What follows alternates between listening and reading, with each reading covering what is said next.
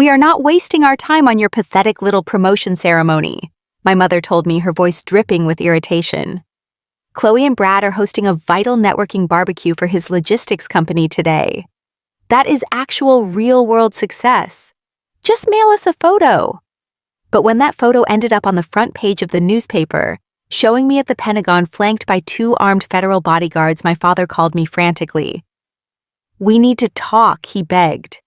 "Family meeting tomorrow. It is urgent." I agreed to show up, but I brought a surprise that destroyed their entire world. I stared at my reflection in the mirror of the high-security restroom at the Pentagon. The cold fluorescent lights buzzed softly overhead, casting sharp shadows across my face. I was 31 years old, wearing a tailored navy blue suit that I had bought specifically for this day. I reached up and adjusted my collar. My hands were shaking slightly. I gripped the edges of the porcelain sink and forced myself to take a slow, deep breath to steady my racing heart. In exactly 20 minutes, I was going to walk out into a briefing room filled with military generals and top-tier government executives. I was going to raise my right hand and be sworn in as the youngest senior director of financial intelligence for the Department of Defense. It was a title that carried massive weight and even more responsibility. My job would be to track billions of dollars in federal defense contracts, hunt down fraudulent vendors, and ensure that the powerful people supplying our military were not stealing from the American taxpayers. I had worked 80-hour weeks for years to get to this exact moment. I had sacrificed holidays, personal relationships, and countless hours of sleep. I had climbed a mountain that most people twice my age could not even fathom. Yet standing in that quiet bathroom, I did not feel like a powerful federal director. I felt exactly like a scared 13-year-old girl desperately hoping her mother would finally look at her and be proud. I pulled my cell phone from my jacket pocket. The screen was completely blank. There were no text messages wishing me luck. There were no voicemails saying they were proud of my hard work. There was absolutely nothing. I stared at the blank screen and felt that familiar heavy ache settle deep in the center of my chest. Against my better judgment, against everything my therapist had warned me about for the past 5 years, I opened my contacts and tapped my mother's name, Brenda. The phone rang once, twice, 3 times. I was just about to hang up and accept defeat when the line clicked open. "What is it, Sarah?" my mother answered. She did not say hello. She did not ask how I was feeling on the biggest morning of my professional life. Her voice was sharp, distracted, and laced with that signature impatience she reserved strictly for me. In the background, I could hear the soft, elegant classical music of a high-end clothing boutique in Boston. I could hear a sales associate asking if someone needed a different size in a silk garment. "Mom," I said, trying to keep my voice perfectly steady so she would not hear the tremor in my throat. "The swearing-in ceremony is in 20 minutes. I know you and Dad said you could not make the flight down to Washington, but I have a spare VIP pass waiting at the security desk. If you changed your minds, if you grabbed a morning shuttle from Logan Airport, I could have someone bring you straight up to the front row. It is not too late." My mother let out a long, dramatic sigh through the speaker. It was the exact kind of sigh a person makes when they are forced to deal with an incredibly unreasonable customer at a retail counter. "Sarah, really? We talked about this a month ago," she said, her tone dripping with intense condescension. "I am standing in the middle of a fitting room right now. Your sister needs a new sundress for this afternoon, and you are interrupting us." I closed my eyes tightly. Of course, it was always about Chloe. Chloe was the undisputed golden child of our family. She was 2 years younger than me, effortlessly blonde, deeply allergic to hard work, and completely worshipped by our parents. Everything Chloe did was celebrated as a massive, monumental achievement. When Chloe managed to barely pass her high school classes, my parents threw a lavish party and took her out for an expensive steak dinner. When I graduated at the top of my university class with a highly difficult degree in forensic accounting, my parents handed me a $20 gift card to a cheap chain restaurant and told me to be careful not to get a big head about it. And then Chloe married Brad. Brad was a loud, arrogant man who had recently started a regional logistics company. In my parents' eyes, Brad was a visionary genius and a future billionaire. To me, he was just a guy who talked far too much at dinner and leased luxury cars he clearly could not afford just to look wealthy. "Mom." I pushed, gripping the heavy phone tighter in my sweating hand. This is the Pentagon. The United States Secretary of Defense is handing me my federal credentials. I am going to be a senior director for the government.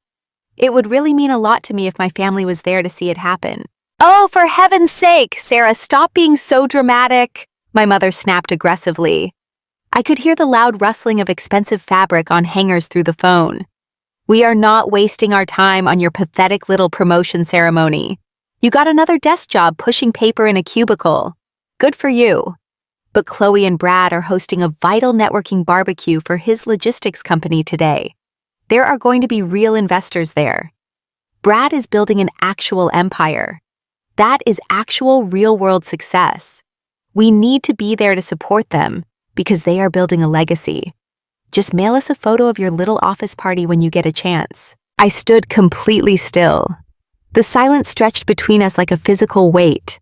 I could hear my own heartbeat thudding loudly in my ears. I wanted to scream into the receiver. I wanted to explain that I was not just pushing paper in a cubicle. I wanted to tell her that I was about to be given security clearance levels that most people only see in spy movies. I wanted to ask why Brad throwing cheap hot dogs on a backyard grill in Massachusetts was somehow more important than her eldest daughter reaching the absolute pinnacle of federal financial service in Washington. But I said nothing at all, because standing there listening to her dismiss my entire life's work, I finally realized that no words would ever be enough. No achievement, no title, no salary would ever make her love me the way she loved Chloe.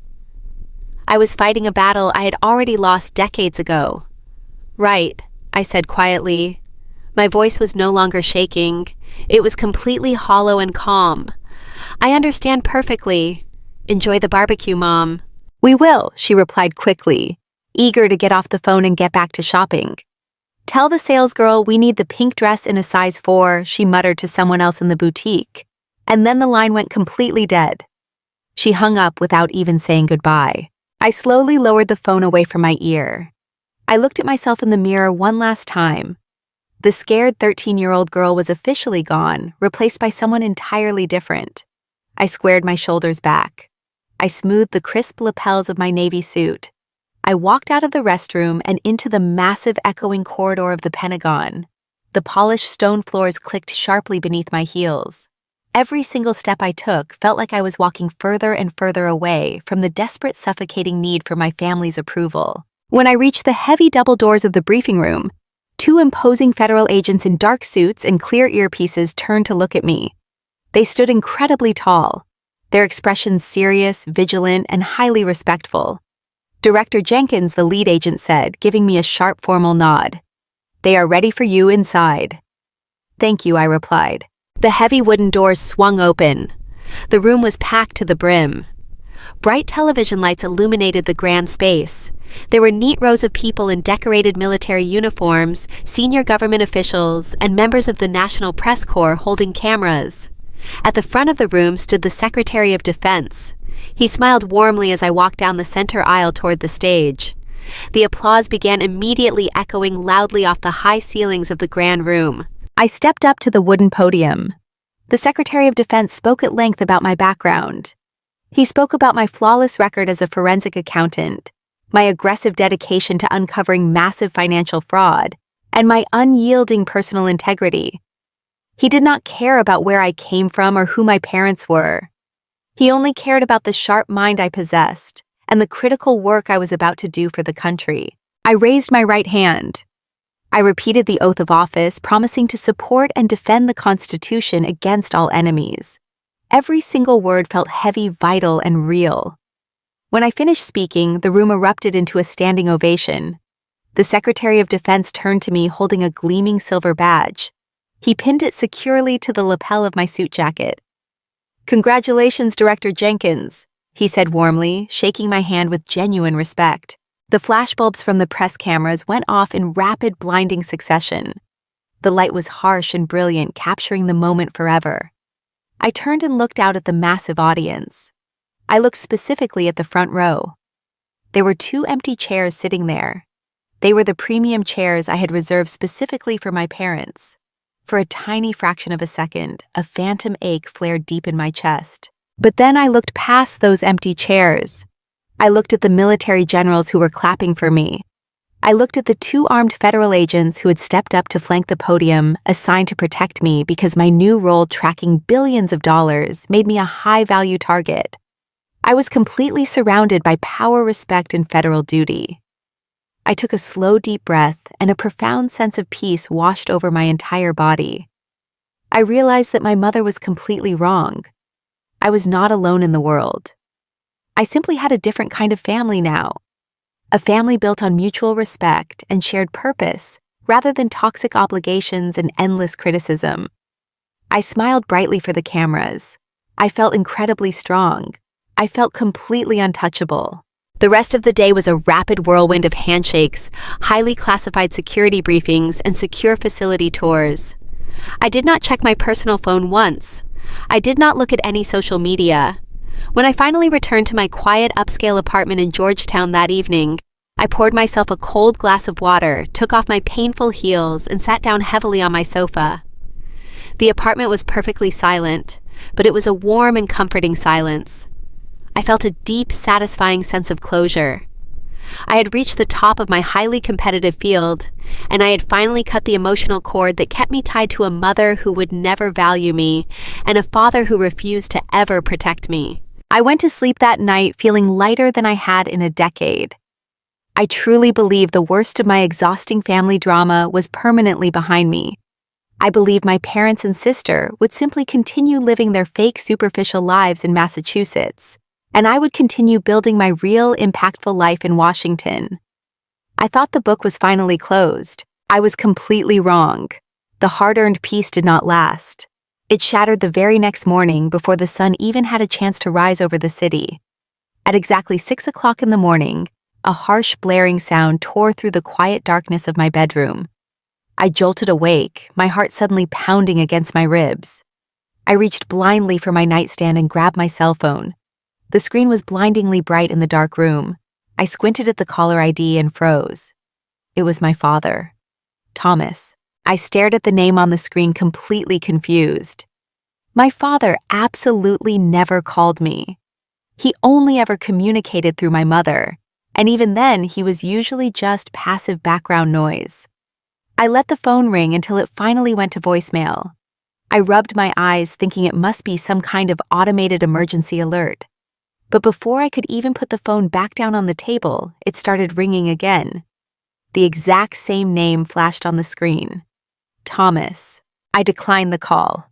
A second later, the screen lit up with a massive flood of notifications. I had 16 missed calls. 16.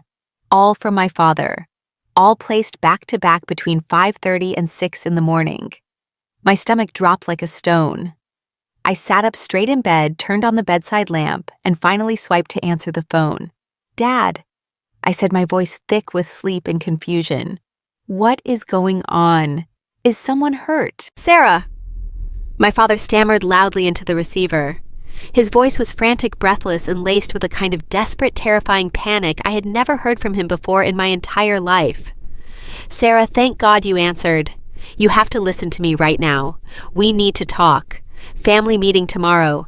It is incredibly urgent." I woke up the next morning to a room bathed in pale sunlight. For a few glorious seconds, I forgot everything about the day before. I forgot my mother's cruel dismissal on the phone.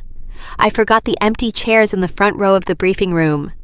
I just felt the heavy, comfortable exhaustion of a woman who had finally achieved her life's work. I stretched my arms over my head, taking a deep breath of the quiet air in my Georgetown apartment. It was a Saturday. I had planned to spend the entire day doing absolutely nothing, maybe reading a book on the balcony or walking down to the waterfront. But then I rolled over and looked at the nightstand. The small green notification light on my cell phone was pulsing rapidly in the dim shadows of the room. I reached out and picked up the device, squinting against the harsh glare of the screen. The number of notifications made my stomach tighten instinctively. I had 16 missed calls. My heart skipped a beat, my mind immediately jumping to the worst-case scenarios. An emergency, a car accident, a sudden heart attack. But when I unlocked the screen and looked at the caller ID, all the breath left my lungs. Every single one of those 16 missed calls was from my father, Thomas. I sat up in bed, pulling the warm quilt up to my chest, completely paralyzed by confusion. My father never called me, and I mean never. In the entire 31 years of my life, Thomas Jenkins had always treated communication with me as an unnecessary burden. If there was family news, my mother delivered it. If there was a holiday plan, my mother texted the details. My father was a man who preferred to exist in the quiet background of our toxic family dynamic, hiding behind his newspaper or his golf clubs, enabling my mother's cruel behavior through his total silence. For him to call me once was highly irregular. For him to call me 16 times back-to-back before 7 o'clock in the morning was completely unheard of. My thumb hovered over the screen. The old version of me, the desperate daughter who constantly craved her family's approval, would have called him back immediately. The old Sarah would have been terrified that she had done something wrong, panicked that someone was angry with her. But the new senior director of financial intelligence simply locked the phone and set it face down on the wooden nightstand. I was not going to let their sudden, unexplained panic dictate my morning. I had set a boundary yesterday when I accepted my badge alone, and I was going to fiercely protect that boundary today. I forced myself out of bed. I took a long hot shower, letting the steam clear the lingering anxiety from my mind.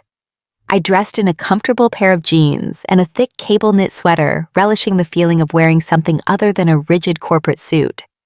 I decided I was going to walk down the block to my favorite local cafe, get a large black coffee, and buy a fresh pastry. I was going to celebrate my promotion my own way, far away from the suffocating grip of my family in Boston. The morning air in Washington was crisp and cool. The sidewalks were relatively empty, filled only with early morning joggers and people walking their dogs. I took a deep breath, feeling a genuine smile touch my lips. I felt incredibly free.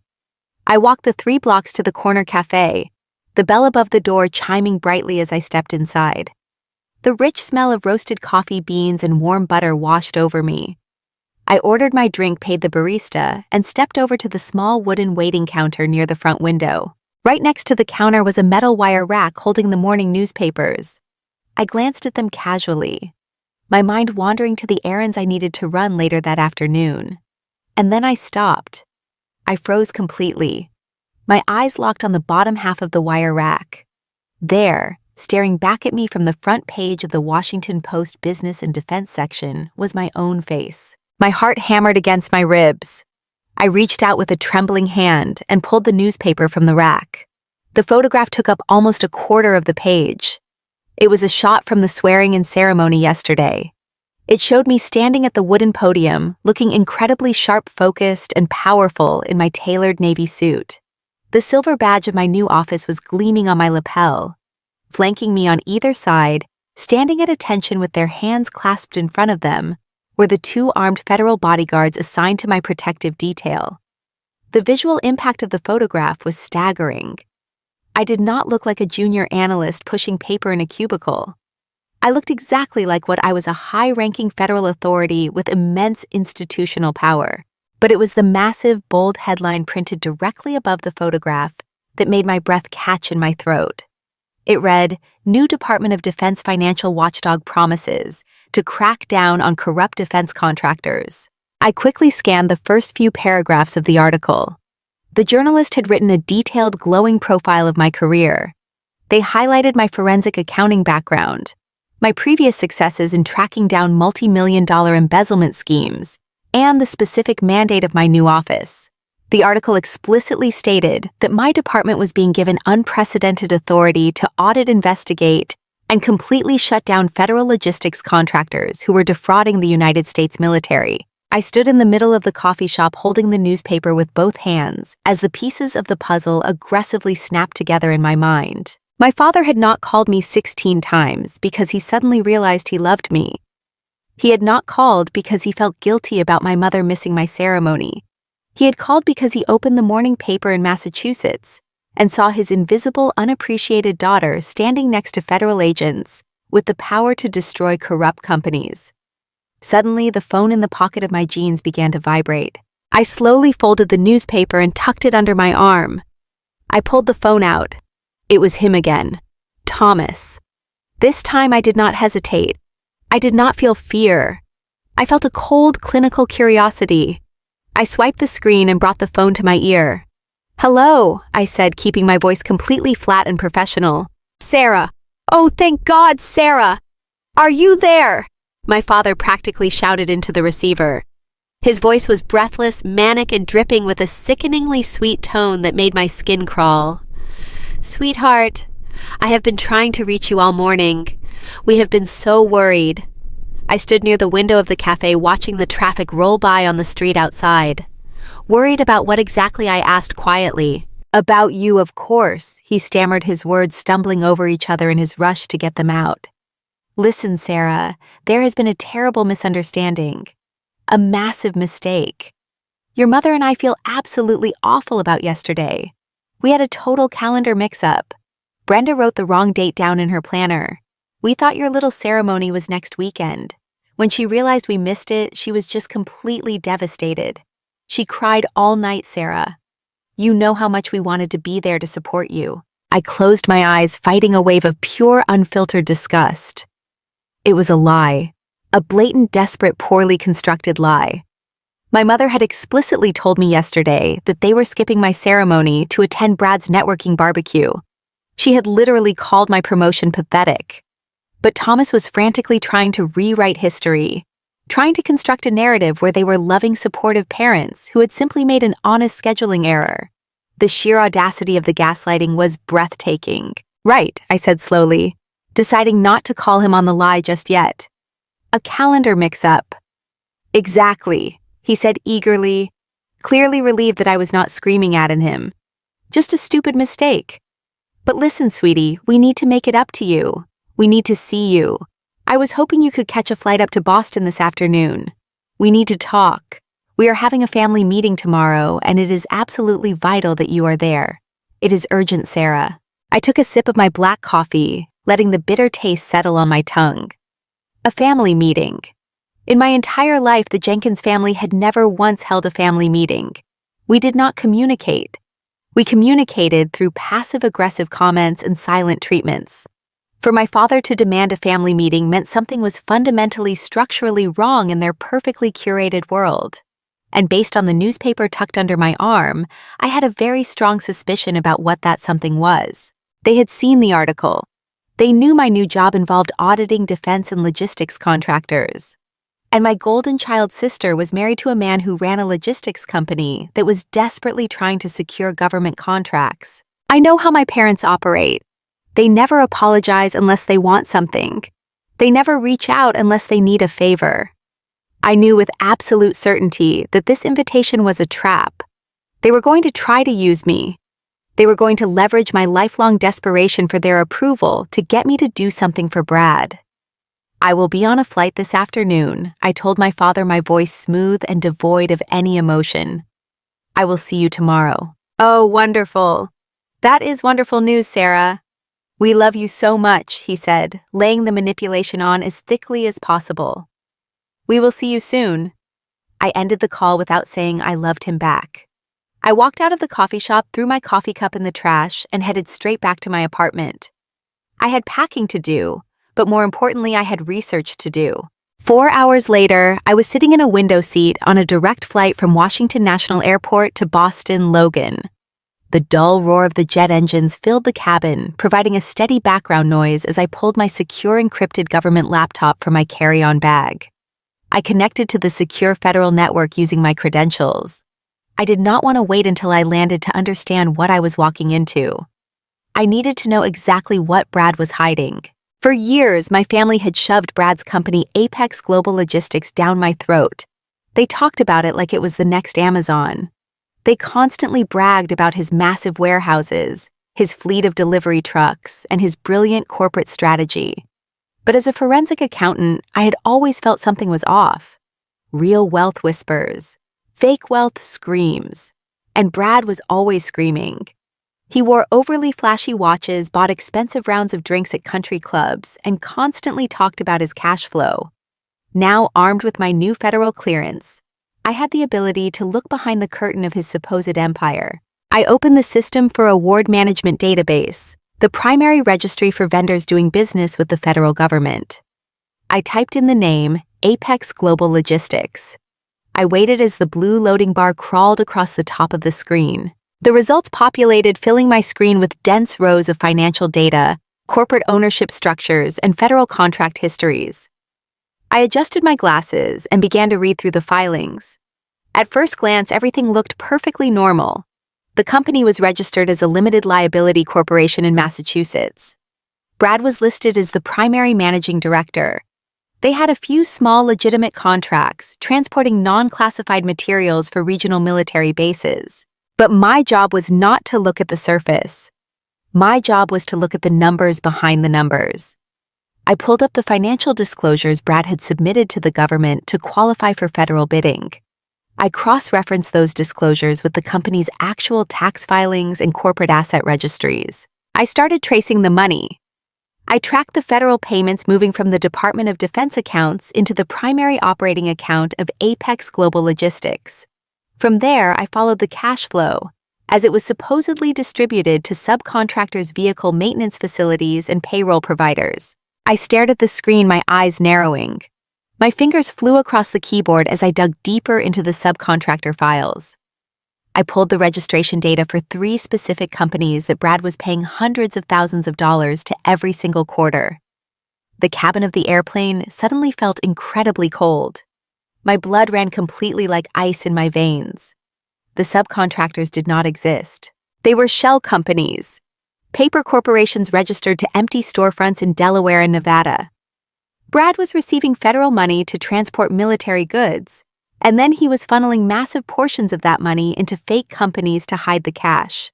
He was completely fabricating expenses to drain the federal accounts. It was wire fraud. It was tax evasion. It was the exact kind of high-level financial crime that my newly formed department had been created to destroy. But that was not the discovery that made my hands start to shake.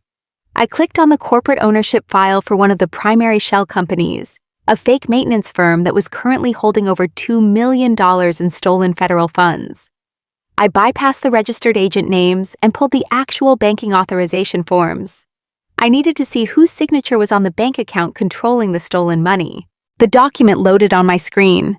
I stared at the digital signature at the bottom of the page. I stopped breathing. I read the printed name below the signature line once, twice, 3 times, praying that my eyes were playing tricks on me. They were not. The authorized signatory on the fraudulent illegal bank account was not Brad. It was my father, Thomas Jenkins. I slowly closed the laptop, the screen going black. I sat back against the airplane seat and looked out the small window at the thick gray clouds passing below. My parents had not called a family meeting to apologize for missing my ceremony. They had called a family meeting because they had stolen millions of dollars from the federal government, and they needed the new senior director of financial intelligence to cover up their crimes before they all went to federal prison. The drive from Logan Airport to the upscale suburbs of Boston gave me plenty of time to mentally prepare for the performance I was about to endure. I steered my rental car through the familiar winding streets lined with towering oak trees and perfectly manicured lawns. My parents lived in a massive brick colonial house that looked like it belonged on the cover of a wealthy lifestyle magazine. The pristine white columns stood tall against the evening sky, and the warm yellow light spilling from the large front windows suggested a picture-perfect family lived inside. But as I pulled into the long circular driveway, I knew exactly what was hiding behind that beautiful facade. I knew they had remortgaged this house 3 separate times just to maintain the illusion of high society wealth. Parked right by the front door was Brad and Chloe's matching set of luxury vehicles, a brand new silver Mercedes and a jet black Range Rover. I parked my modest rental sedan behind them and turned off the engine. I sat in the quiet car for a long moment. I thought about the federal database files I had opened on my laptop during the flight. I thought about the fake shell companies and the millions of dollars in stolen government funds. I took a deep, steadying breath. I smoothed my clothes, stepped out of the car, and walked up the cobblestone path to the front door. Before I could even ring the doorbell, the heavy oak door swung open. My mother, Brenda, stood in the entryway. She was wearing a beige cashmere sweater and perfectly tailored slacks. Her hair was professionally styled and her neck was draped in thick pearls. She smiled widely, but the corners of her eyes remained completely tight and cold. "Sarah, sweetheart, you made it," my mother practically sang, stepping forward to wrap her arms around me. The hug was brief, rigid, and entirely performative. It was the kind of hug you give to a distant acquaintance you are trying to impress, not a daughter you love. I hugged her back with equal stiffness. Come in, come in," she ushered me into the grand foyer. "Everyone is waiting for you in the living room. We are just so thrilled you could fly up on such short notice." I walked past her into the living room. The space was aggressively decorated to showcase money. Expensive abstract paintings hung on the walls, and plush white sofas surrounded a massive stone fireplace. Standing by a customized wet bar in the corner was my sister Chloe, the undisputed golden child. She was wearing a designer silk dress that likely cost more than my first car. Her blonde hair fell in perfect waves over her shoulders. Beside her stood her husband, Brad. He was wearing a custom-tailored suit jacket with no tie, looking every bit the arrogant corporate executive he pretended to be. As soon as I walked into the room, they descended on me like a swarm of very enthusiastic actors. "Sarah, oh my goodness," Chloe squealed, rushing over to grab my hands. "We are so incredibly proud of you." Brad stepped right up behind her, holding out a crystal wine glass filled with an expensive red vintage. He offered me a bright $1 million smile. The new senior director of financial intelligence, he announced loudly, handing me the glass. "We saw the newspaper this morning, Sarah, front page. I always knew you were going to do big things in Washington. Cheers to the most successful woman in the family." They all raised their glasses. Even my father Thomas, who had been sitting quietly in his leather armchair near the fireplace, lifted a glass of scotch in my direction. I took the crystal glass from Brad. The heavy, expensive weight of it felt wrong in my hand. I looked at the three of them smiling at me. It was absolutely surreal. Less than 24 hours ago, my mother had explicitly called my swearing-in ceremony pathetic. Less than 24 hours ago, she had told me not to bother inviting them because Brad throwing a backyard barbecue was a sign of actual, real-world success. Now, because my face had been plastered across a major national newspaper alongside armed federal agents, I was suddenly the most celebrated person in the room. They were aggressively love-bombing me, desperately trying to rewrite the narrative of our entire relationship. "Thank you," I said, keeping my voice even and calm. I took a small sip of the wine. It is definitely a big step up for my career. We just could not believe it when we saw the article. My mother chimed in, walking over to join the circle. We felt absolutely terrible about the calendar mix-up yesterday. Thomas and I were just sick with guilt all night. We really wanted to be there to see the Secretary of Defense hand you that badge. I smiled politely, refusing to give them the satisfaction of an argument. I knew arguing about the lie would only drain my energy, and I needed my mind sharp for whatever trap they were setting. "It is fine, Mom." The ceremony was very brief. Brad chuckled, taking a large swallow of his wine. "Well, we are just glad you are here now. We were actually just talking about how much our businesses have in common these days. You are tracking government finances, and I am building a major logistics pipeline for the federal supply chain. It is funny how these things work out. We are both operating at the highest levels." He puffed out his chest, leaning against the back of the white sofa. "Honestly, Sarah, looking at where you are now, it reminds me of when I first started Apex Global Logistics. People see the success, they see the warehouses and the delivery fleets, but they do not see the grind.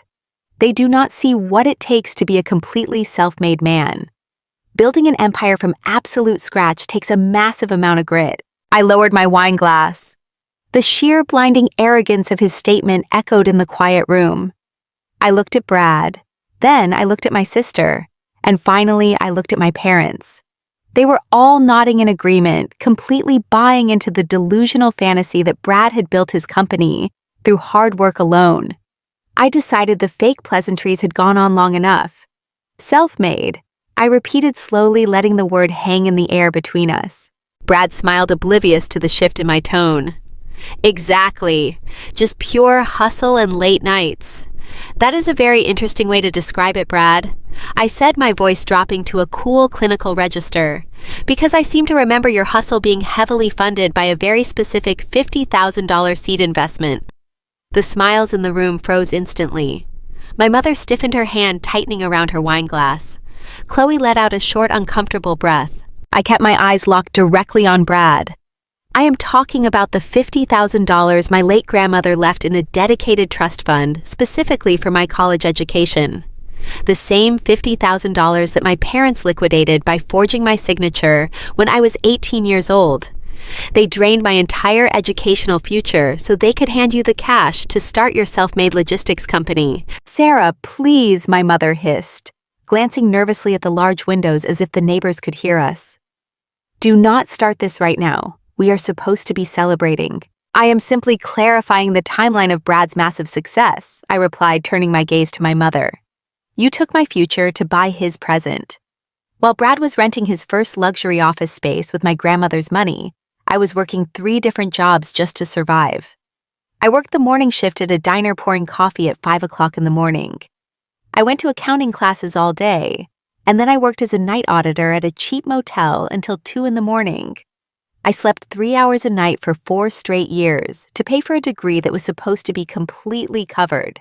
So please, Brad, do not stand in front of me holding an $80 glass of wine and tell me about how you built your company from scratch. The living room was dead silent. The air felt thick and heavy. For a brief moment, no one said a word. I watched them process the reality check. I wanted to see if anyone would show even a fraction of remorse. Instead, my sister Chloe rolled her eyes dramatically. She crossed her arms over her expensive silk dress and let out a loud, highly irritated sigh. Oh, for heaven's sake, Sarah, get over it! Chloe snapped, her voice dripping with extreme annoyance. It has been years. You are literally a senior director at the Pentagon now, so clearly working a few diner shifts builds character. We are a family. We pool our resources. Brad needed the capital to get the business off the ground, and it was a smart investment.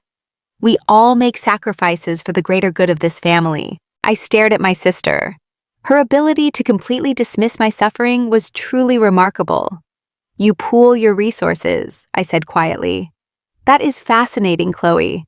Because when I was eating instant noodles for dinner and struggling to buy my college textbooks, I do not remember anyone pooling their resources to help me. I was the sacrifice. You were the beneficiary. My mother stepped forward, her face flushed with anger. Sarah, that is enough. You are acting incredibly bitter, and it is not a good look on you. We invited you here to bridge the gap, to bring this family back together.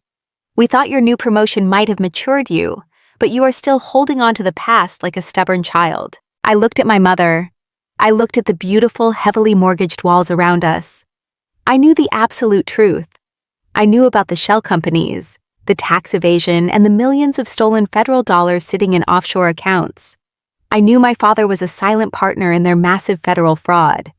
I knew they were panicking because their fake empire was built on a foundation of sand, and the tide was rapidly coming in. I felt a sudden profound sense of calm wash over my entire body. I did not need to scream at them. I just needed to let them spring their own trap. You are absolutely right, Mom, I said, my voice returning to a smooth, polite tone. I apologize. We should focus on the present. The tension in the room instantly evaporated. My mother let out a relieved sigh, and Chloe visibly relaxed her shoulders. Brad smiled again, looking highly satisfied that I had been put back in my place. They genuinely believed they had won the verbal sparring match. They believed my lifelong desperation for their approval had forced me to back down. Why do we not sit down in the dining room? My mother suggested brightly, her fake hostess persona returning in full force. I had the caterer prepare a wonderful spread. We moved out of the living room and into the formal dining room. The long mahogany table was set with fine china crystal water goblets and heavy silver cutlery. We sat down, and for the next 20 minutes we endured the most agonizingly fake, passive-aggressive dinner conversation I had ever experienced. They asked shallow questions about living in Washington. They complimented my suit. They repeatedly mentioned how proud they were to have a high-ranking government official in the family. I ate my food mechanically, nodding at the appropriate times, waiting patiently for the other shoe to drop. I knew this elaborate performance had a price tag. Finally, as the dessert plates were being cleared away, the atmosphere in the room abruptly shifted. The fake smiles vanished. The forced laughter stopped completely. My father, Thomas, who had remained mostly silent throughout the entire evening, leaned forward in his heavy wooden chair. He placed his hands flat on the polished mahogany table. His face was entirely serious, the face of a man who was used to giving orders and having them instantly obeyed. He reached down into a leather briefcase sitting on the floor beside his chair. He pulled out a thick, heavy manila folder and placed it deliberately in the center of the table. The dull thud of the paper hitting the wood echoed in the quiet room. He placed his hand on top of the folder and slowly pushed it across the smooth mahogany surface until it rested directly in front of my plate. I looked down at the folder, then brought my eyes up to meet my father's gaze. "We did not call you here just to apologize, Sarah," my father said. His voice was low, hard, and completely devoid of any parental warmth. He sounded like a ruthless business associate negotiating a hostile takeover. "Your mother and your sister are right. We are a family. We pool our resources. And right now, this family is facing a very critical situation." He tapped his index finger against the top of the manila folder. "Inside that folder are the final bidding documents for a highly sensitive, highly lucrative Department of Defense supply chain contract." He continued, his eyes locking onto mine. "Brad's company needs this contract to secure their upcoming expansion. We know exactly what your new job entails.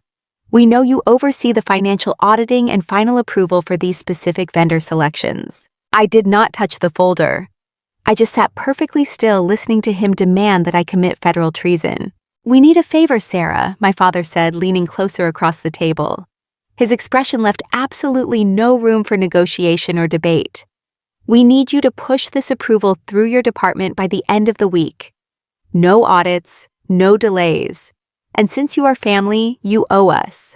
You are going to sign those papers, and you are going to save your sister's business. That is why you are here." I looked at the folder. Then I looked at the four faces staring back at me, waiting for me to bow my head and obey. The trap had finally been sprung, but they had absolutely no idea who they had just locked inside the cage with them. I reached out and placed my hand firmly over the manila folder. "I will see what I can do," I said quietly. My mother smiled in triumph. The cliff edge was right in front of them, and they were practically sprinting toward it. All I had to do was step out of the way. I took a slow sip of my wine and prepared to burn their entire empire to the ground. The heavy silence in the dining room was absolutely suffocating. I sat perfectly still with my hand resting lightly on top of the thick manila folder my father had just pushed across the polished mahogany table. I looked at the four faces staring back at me. The luxurious facade they had maintained all evening had completely evaporated. There were no more fake smiles. There were no more empty compliments about my suit or my new job in Washington.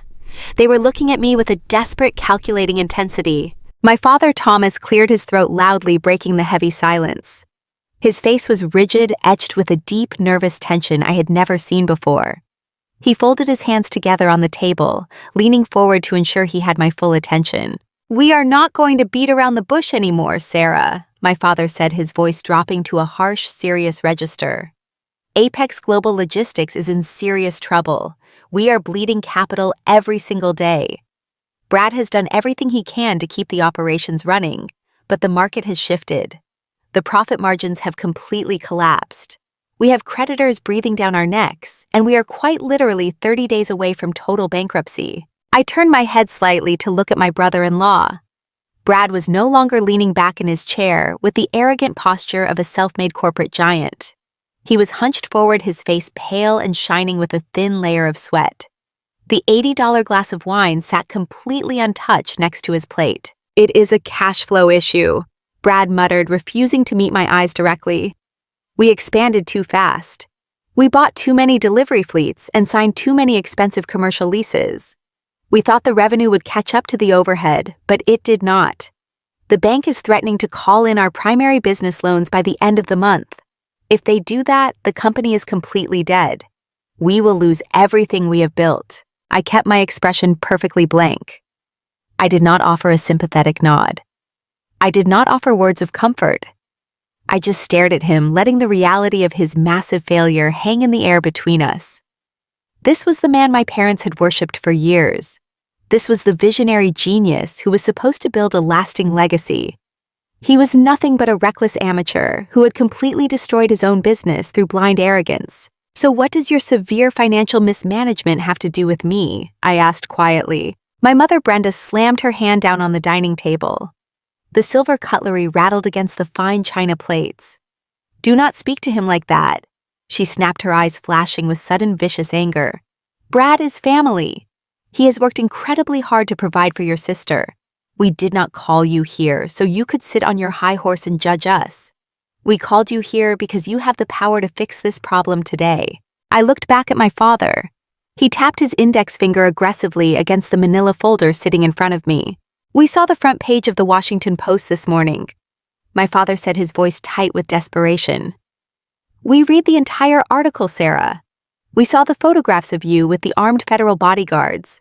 We read your exact official title, Senior Director of Financial Intelligence for the Department of Defense. We know exactly what your new department does. We know that your office oversees the final financial audits and the ultimate vendor approvals for major military logistics contracts." He leaned even closer, his eyes wide and frantic.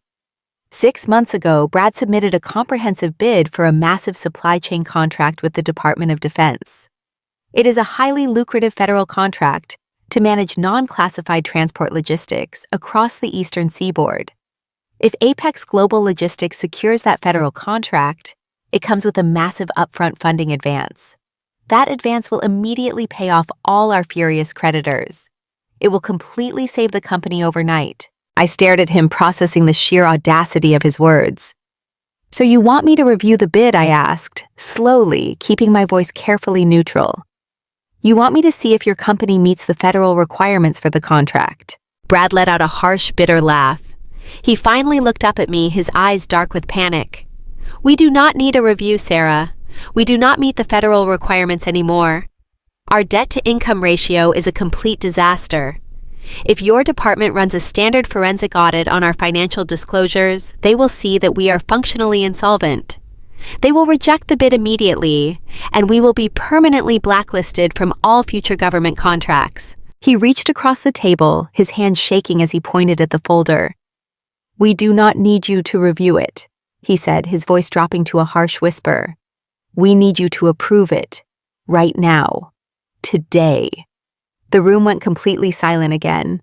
I looked at Brad, absolutely stunned by the casual way he was demanding I commit a severe crime.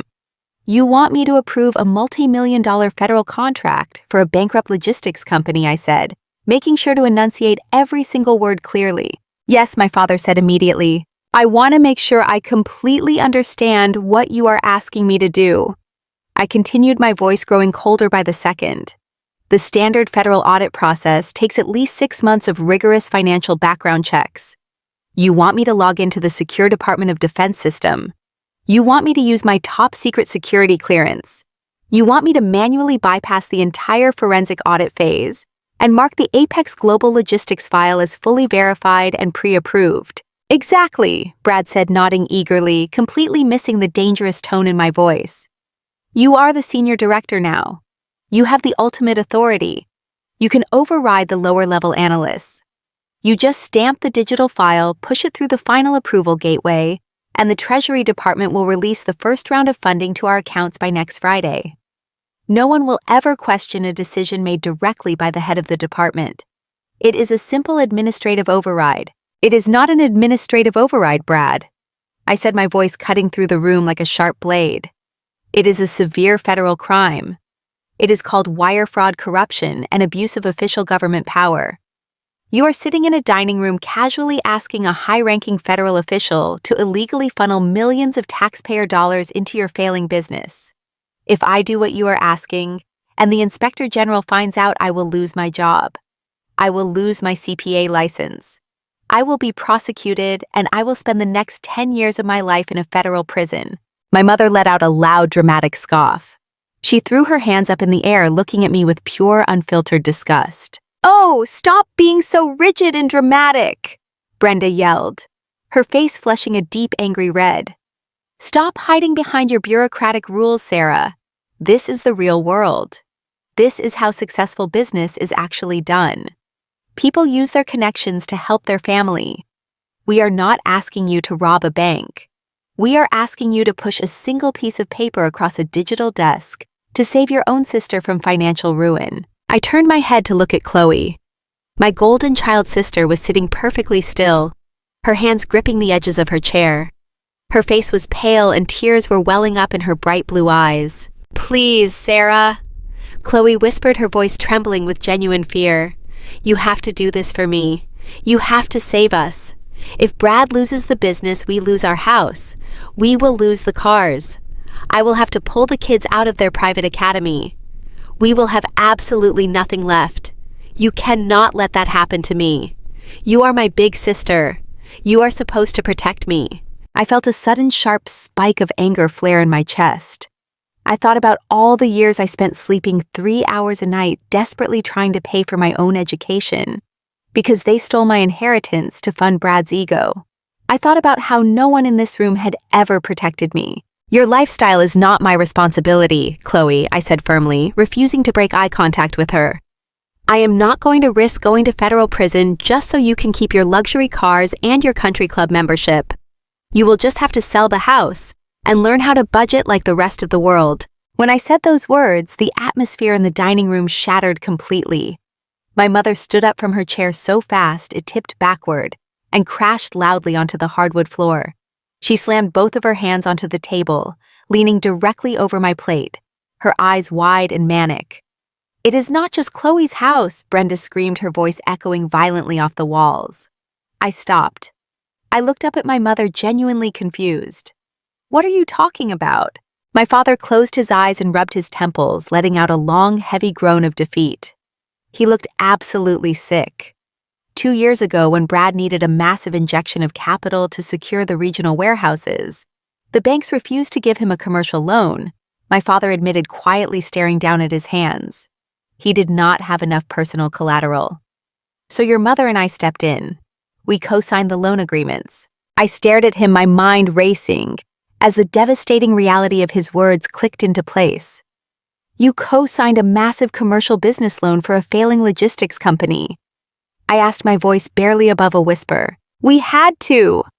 Brenda yelled, pointing an accusing finger directly at my face. "He is our son-in-law. We had to support his vision. The bank required substantial real estate equity to secure the commercial funding, so we signed the paperwork. We put this house up as the primary collateral. We put the entire Brookline estate on the line to guarantee Brad's business debt." The room felt like it was spinning. My parents had remortgaged their pristine multi-million-dollar suburban home to fund Brad's reckless expansion. They had tied their entire financial existence to his sinking ship. "Do you understand what is happening now, Sarah?" My mother continued, her voice trembling with rage and absolute panic. "If Brad defaults on his loans at the end of the month, the commercial bank does not just seize his delivery trucks. They trigger the collateral clauses. They will seize Chloe's house, and they will foreclose on this house immediately. The bank will take absolutely everything we have. We will be left with nothing but massive debt." She leaned closer, her face inches from mine, weaponizing guilt with the precision of a master manipulator. "You hold the ultimate power here, Sarah. You can fix this with one single digital signature. But if you walk out of this house and refuse to stamp that federal approval, you will destroy us. You will be making your own sister, your innocent niece and nephew, and your own parents completely homeless. It will be entirely your fault." The weight of her words hung heavily in the quiet dining room. They were looking at me with wide, desperate eyes, fully expecting me to crack. They had spent 28 years conditioning me to feel responsible for their happiness. They had trained me to believe that my only value in this family was my ability to fix their problems and absorb their pain. They were absolutely certain that the crushing threat of making my parents homeless would force me to surrender. I looked down at the thick manila folder resting on the table in front of me. My heart was pounding, but it was not out of fear. It was not out of guilt or submission. It was out of a cold, sharp, perfectly focused analytical instinct. I slowly reached out and flipped open the heavy cover of the folder. Inside was a stack of official bidding documents, corporate registration forms, and federal supply chain applications. I ignored the glossy summary pages and flipped directly to the deep financial disclosures. I scanned my eyes rapidly down the columns of dense text, looking for the technical identifiers. I found the official corporate registration block. I looked at the primary federal vendor identification numbers listed on Brad's application. I read the 9-digit sequence printed in bold black ink. My breath caught in the back of my throat. I stared at the 9-digit sequence again, making absolutely sure I was reading it correctly. I felt a sudden freezing chill run straight down my spine. I recognized those specific vendor identification numbers. They were burned permanently into my photographic memory. I had just spent 3 hours staring at them on my secure government laptop during my flight from Washington to Boston. They were the exact same identification numbers connected to the deeply fraudulent shell companies hidden deep inside Brad's corporate structure. The same shell companies that were currently holding over $2 million in stolen, misappropriated federal funds.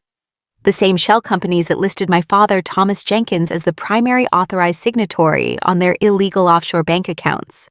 In that brilliant, terrifying fraction of a second, the entire horrifying truth revealed itself to me. My parents and Brad were not just asking me to bypass a standard audit for a failing bankrupt business. They were actively asking me to authorize a massive federal contract for a deeply entrenched active criminal enterprise. They needed that massive upfront funding advance, not just to pay off their legitimate creditors, but to cover up the millions of dollars they had already stolen from the government. They were trying to use my new position at the Pentagon to launder their stolen money and bury their federal crimes forever. I was sitting in a beautifully decorated formal dining room, drinking expensive red wine surrounded by federal criminals. My own family was actively trying to make me an accomplice to massive government fraud. The urge to stand up and scream was absolutely overwhelming. I wanted to flip the mahogany table. I wanted to grab my mother by the shoulders and tell her I knew exactly what she had done. I wanted to tell my father that I saw his signature on the fraudulent bank accounts, but I pushed the urge down deep into my chest. I locked it away behind a wall of cold professional steel. If I reacted now, they would know I was onto them. They would try to destroy the evidence. They would try to run, and I was not going to let them escape. I slowly closed the cover of the manila folder. I slid my hand over the smooth paper, my expression completely blank. I looked up at my mother, who was still staring at me with desperate, angry eyes. I looked at my sister, crying softly into her hands. I looked at my father, who was watching me with breath held tight. I did not yell. I did not cry.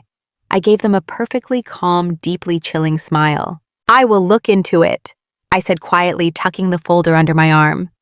"I will take this back to Washington and see what I can do to help the family." The flight back to Washington, District of Columbia, was a blur of gray clouds and cold, bitter coffee. I sat in my cramped window seat, staring out at the endless expanse of the sky, completely unable to sleep. My mind was racing, replaying every single word that had been spoken in my parents' dining room. They had looked me directly in the eyes, poured me a glass of expensive red wine, and calmly demanded that I commit federal treason. They had weaponized my sister's fake tears and the threat of my parents becoming homeless, fully expecting me to fold under the pressure. They thought they knew me. They thought I was still the desperate, eager-to-please daughter who would do absolutely anything to earn a scrap of their affection. But they had absolutely no idea what I actually did for a living. They thought accounting was just pushing papers, balancing checkbooks, and typing numbers into a spreadsheet. They did not understand that forensic accounting at the federal level is hunting. It is a ruthless, meticulous pursuit of the truth. It is pulling a single loose thread and watching an entire criminal sweater completely unravel. On Monday morning, I walked into the Pentagon long before the sun came up. The massive, echoing marble corridors were completely silent, filled only with the sharp, steady clicking of my low heels against the polished stone. I walked past the armed guards, swiped my highly classified security badge, cleared the retinal biometric scanners, and locked the heavy reinforced door of my private office firmly behind me. The room was dark, quiet, and completely secure. I turned on my workstation. The multiple secure monitors glowed to life, bathing the dark room in a pale, cold blue light. I poured myself a cup of strong black coffee from the small machine in the corner, sat down in my ergonomic leather chair, and pulled up the master federal file for Apex Global Logistics. I was not going to help my brother-in-law. I was not going to bypass the audit to save his failing company. I was going to digitally dissect him. I was going to use the immense power of my new office to tear his entire operation apart piece by piece until I found every single lie he had ever told. I started with the absolute basics of the business. Brad had claimed that his profit margins collapsed because of unexpected market shifts and expensive commercial leases. I pulled his federal tax filings from the past 3 years and cross-referenced them with the subcontracts he had already secured with the military base in Massachusetts. Within the first 2 hours of my investigation, the lies became painfully, glaringly obvious. Brad was not a struggling business owner who had expanded too fast. He was not a victim of a bad economy. Brad was the master architect of a massive systematic theft. I opened the detailed payroll ledgers he had submitted to the government for reimbursement. He was actively billing the Department of Defense for 150 full-time union drivers. He claimed he was paying them premium wages, providing full healthcare benefits, and contributing to their retirement funds. I exported that list of employees and ran their social security numbers through the deep federal database. The results popped up on my screen in red warning text. More than 40 of those supposedly hardworking drivers were completely fake. They did not exist. They were ghost employees.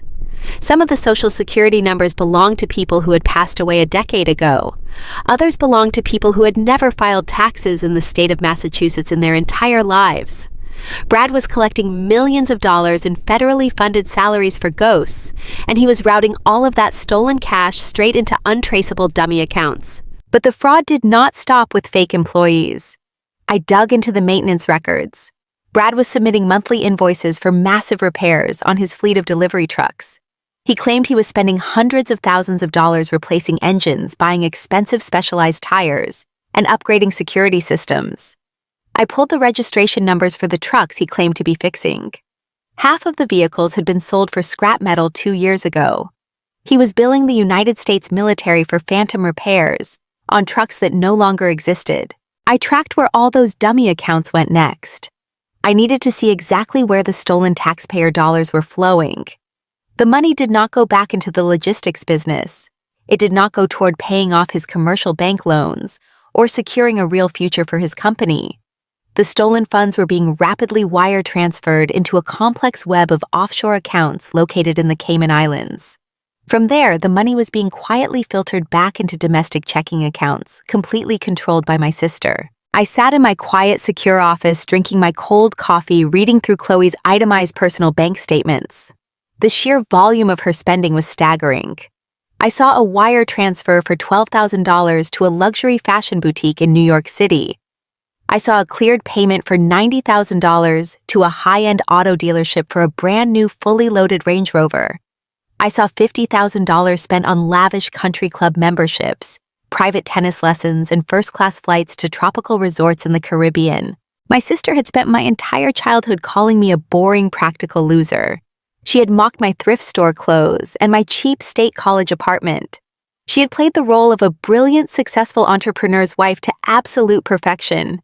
But the truth was staring me right in the face. Chloe was literally wearing stolen government money on her back. Her entire luxurious, picture-perfect life was funded by federal wire fraud. But the absolute worst part of the investigation was yet to come. I needed to understand exactly how my parents fit into this massive criminal network. My mother had stood in her dining room screaming at me, claiming they had put the Brookline estate up as collateral just to save Brad's business. She had played the desperate self-sacrificing mother perfectly. I pulled the property records for the Brookline estate, and I pulled the commercial loan agreements from the regional bank. My mother had told a fraction of the truth. They had indeed used their massive house as collateral for a business loan. But that was not the whole story. I needed to dig into the corporate ownership documents for the 3 specific shell companies Brad was using to hide the stolen cash in the Cayman Islands. I needed to see the original incorporation papers filed in the state of Delaware. The highly classified files loaded slowly on my screen line by line. I opened the first legal document. I scanned past the registered agent names, past the generic legal jargon, straight down to the primary shareholder registry. I felt a cold, hard, sickening knot form deep in the pit of my stomach. My father, Thomas Jenkins, was not just a desperate parent trying to help his daughter's husband. He was explicitly listed as a 30% silent partner on every single fraudulent shell company.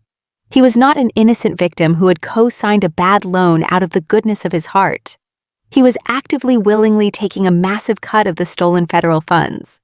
My own father was fully complicit in federal tax evasion and government wire fraud. He had sat in that formal dining room looking me directly in the eyes, demanding that I bypass a federal audit. He had pretended he was just a concerned father trying to save his family from being thrown out on the street. In reality, he was a calculating criminal desperately trying to keep himself out of a federal penitentiary. I leaned back in my ergonomic desk chair, taking off my glasses and rubbing my aching eyes. The silence of the Pentagon office felt incredibly heavy. For 28 years, I had thought my father was just a quiet, passive man who let my mother run the show. I had made endless excuses for his silence. I had convinced myself that he loved me deep down, but was simply too weak to stand up to my mother's constant blistering cruelty. Looking at the federal documents glowing brightly on my screen, I realized the horrifying, undeniable truth. My father was not weak. He was calculated, deeply greedy, and completely devoid of any moral compass. He was fully willing to sacrifice my entire career, my hard-earned freedom, and my entire life just to protect his illegal cash flow. They had invited me to Boston to make me their ultimate scapegoat. If the federal government ever found out about the fraud, they planned to blame the missing funds on the Senior Director of Financial Intelligence. They planned to let me take the fall. I spent the next 3 days completely locked inside my office building, an airtight, absolutely bulletproof case. I did not go home. I slept on the small leather sofa in the corner of the room. I downloaded every single fake maintenance invoice, every fraudulent payroll wire transfer, and every piece of undeniable photographic proof. I organized them into heavily encrypted, secure digital folders. The case was a masterpiece. It was easily enough to send both Brad and my father to a maximum security federal prison for a very long, very miserable time. But as I was running one final deep sweep of the offshore bank transfers to ensure I had caught every single hidden asset, something highly unusual caught my eye. I was staring at the distribution ledger for my father's 30% cut of the stolen money. The numbers were flowing exactly as I expected, bouncing through international routing systems to obscure the trail. But there was one single recurring wire transfer that did not fit the pattern. It happened on the first day of every single month like absolute clockwork for the past 4 entire years. While the rest of the stolen money was being funneled into Chloe's luxury lifestyle or my father's offshore accounts, this specific transfer was doing something entirely different. It was exactly $4,000 a month every single month without fail. And it was not going to the Cayman Islands. It was not going to a shell company in Delaware. I traced the routing number associated with the mysterious monthly transfer. It was a domestic wire. The money was heading straight back into the United States, depositing directly into a highly exclusive private wealth management bank located in the financial district of Boston. I narrowed my eyes, leaning closer to the glowing screen. Why would my father route a small, consistent fraction of his stolen money back into a domestic bank account? It made absolutely no logical sense. Private wealth accounts in Boston were heavily regulated. They required extensive identity verification and background checks. It was the absolute worst place to hide dirty money from a federal contract. Unless the account did not belong to him, I used my top-level security clearance to aggressively bypass the bank's privacy wall. I sent a digital subpoena directly to the bank's internal servers, demanding the immediate release of the account holder's identity. I waited as the screen buffered. The small loading wheel spun in circles. I took a slow, agonizing sip of my cold coffee, my heart thudding a heavy, irregular rhythm against my ribs. I had uncovered tax evasion ghost employees and massive corporate fraud. But my instinct told me that whatever was hiding behind this specific routing number was going to be infinitely worse. The text finally populated on the screen. The private wealth account information unspooled in bright white letters against the dark background. I stared at the screen, my breath stopping completely in my throat. I felt a sudden profound wave of absolute sickness wash over me. The private wealth account holding the stolen federal money did not belong to Brad. It did not belong to my father. It did not belong to my mother or my sister or any of their wealthy country club friends. The account was registered under an entirely different name. I stared at the glowing letters, my mind refusing to accept the reality of what I was seeing. The name on the highly illegal multi-million-dollar private wealth account was mine, Sarah Jenkins. I sat completely frozen in the perfect silence of the Pentagon. The final devastating piece of the puzzle violently slammed into place. Brad and my parents were not just stealing millions of dollars from the United States government. They had stolen my identity. They had taken my social security number, my clean federal record, and my absolutely perfect credit history, and they were using my name to hold their dirty money. There was a secondary crime hiding beneath the surface. A massive life-destroying betrayal, directed specifically intentionally at me. If the authorities ever audited that specific account, I would immediately look like the criminal mastermind behind the entire operation. My own family had built a financial guillotine, and they had carefully positioned my neck directly under the blade. In that precise moment, any lingering shred of daughterly guilt, any tiny pathetic hope that my family might ever love me vanished into thin air. I smiled coldly, closed the encrypted laptop, and whispered to the empty room, "I will look into it." I knew I could not stop at the offshore accounts. The horrifying discovery of my own name on a private wealth management account holding $2 million in stolen federal funds had shattered the last remaining illusions I held about my parents. If they were perfectly willing to steal my identity to launder dirty money for my sister's husband, I needed to know exactly what else they had stolen from me over the years. The $50,000 college fund they had casually mentioned draining to give Brad his business seed money kept playing on a continuous loop in my mind.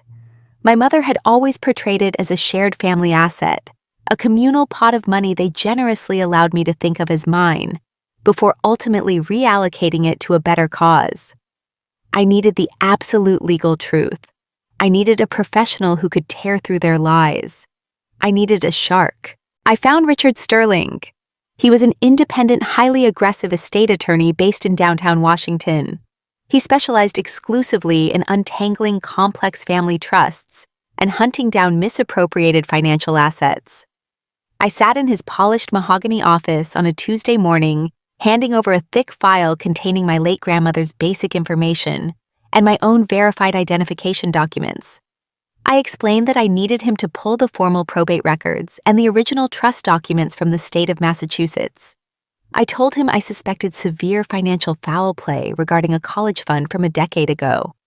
Mr. Sterling did not ask emotional questions. He simply took the file, adjusted his silver reading glasses, and told me he would have the precise answers within 48 hours. Those 48 hours felt like crawling through broken glass. I went to work at the Pentagon. I sat in high-level intelligence briefings regarding national security and supply chain vulnerabilities. I nodded politely at military generals and shook hands with powerful department heads. But beneath my calm professional exterior, my blood was practically vibrating with a toxic mixture of anxiety and rage. I kept thinking about the sheer blinding audacity of my father pushing that manila folder across the formal dining room table, demanding I commit a federal crime to save the very people who had treated me like an unwanted burden my entire life. On Thursday afternoon, my cell phone vibrated with a secure message from Mr. Sterling. It contained only one sentence: "We need to meet immediately." I left the Pentagon, hailed a taxi in the rain, and walked into his office with a heavy, sinking feeling in the pit of my stomach. Mr. Sterling was sitting behind his large oak desk. His usual stoic professional demeanor had been completely replaced by an expression of deep, grim concern. He did not offer me a polite greeting.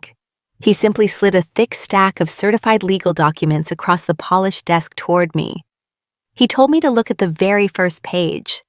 It was a copy of an irrevocable trust established by my grandmother over 2 decades ago. As I read the dense legal text, my heart began to pound a furious, deafening rhythm against my ribs. This was not a casual college savings account. Mr. Sterling explained, his voice low and incredibly serious. Your parents legally had absolutely no right to touch a single penny of this money for their own expenses, and they certainly had no legal authority to hand it over to a son-in-law. Your grandmother explicitly designed this as an ironclad, heavily protected trust meant solely and exclusively for you, Sarah. I stared blindly into the paper. The initial deposit had indeed been $50,000, but my grandmother had been incredibly smart with her money. She had placed the funds in a high-yield, aggressive growth market portfolio. Mr. Sterling turned the page to show me the final certified financial statement from the exact month the account was drained. Through years of untouched compound interest and a massive booming stock market, the trust had not been worth $50,000 when I reached college age. It had been officially valued at nearly $400,000. $400,000. The massive number hit me like a physical blow to the chest. It was a completely life-changing amount of money. It was more than enough to pay for my entire undergraduate degree, a master's program, and a substantial down payment on a beautiful home.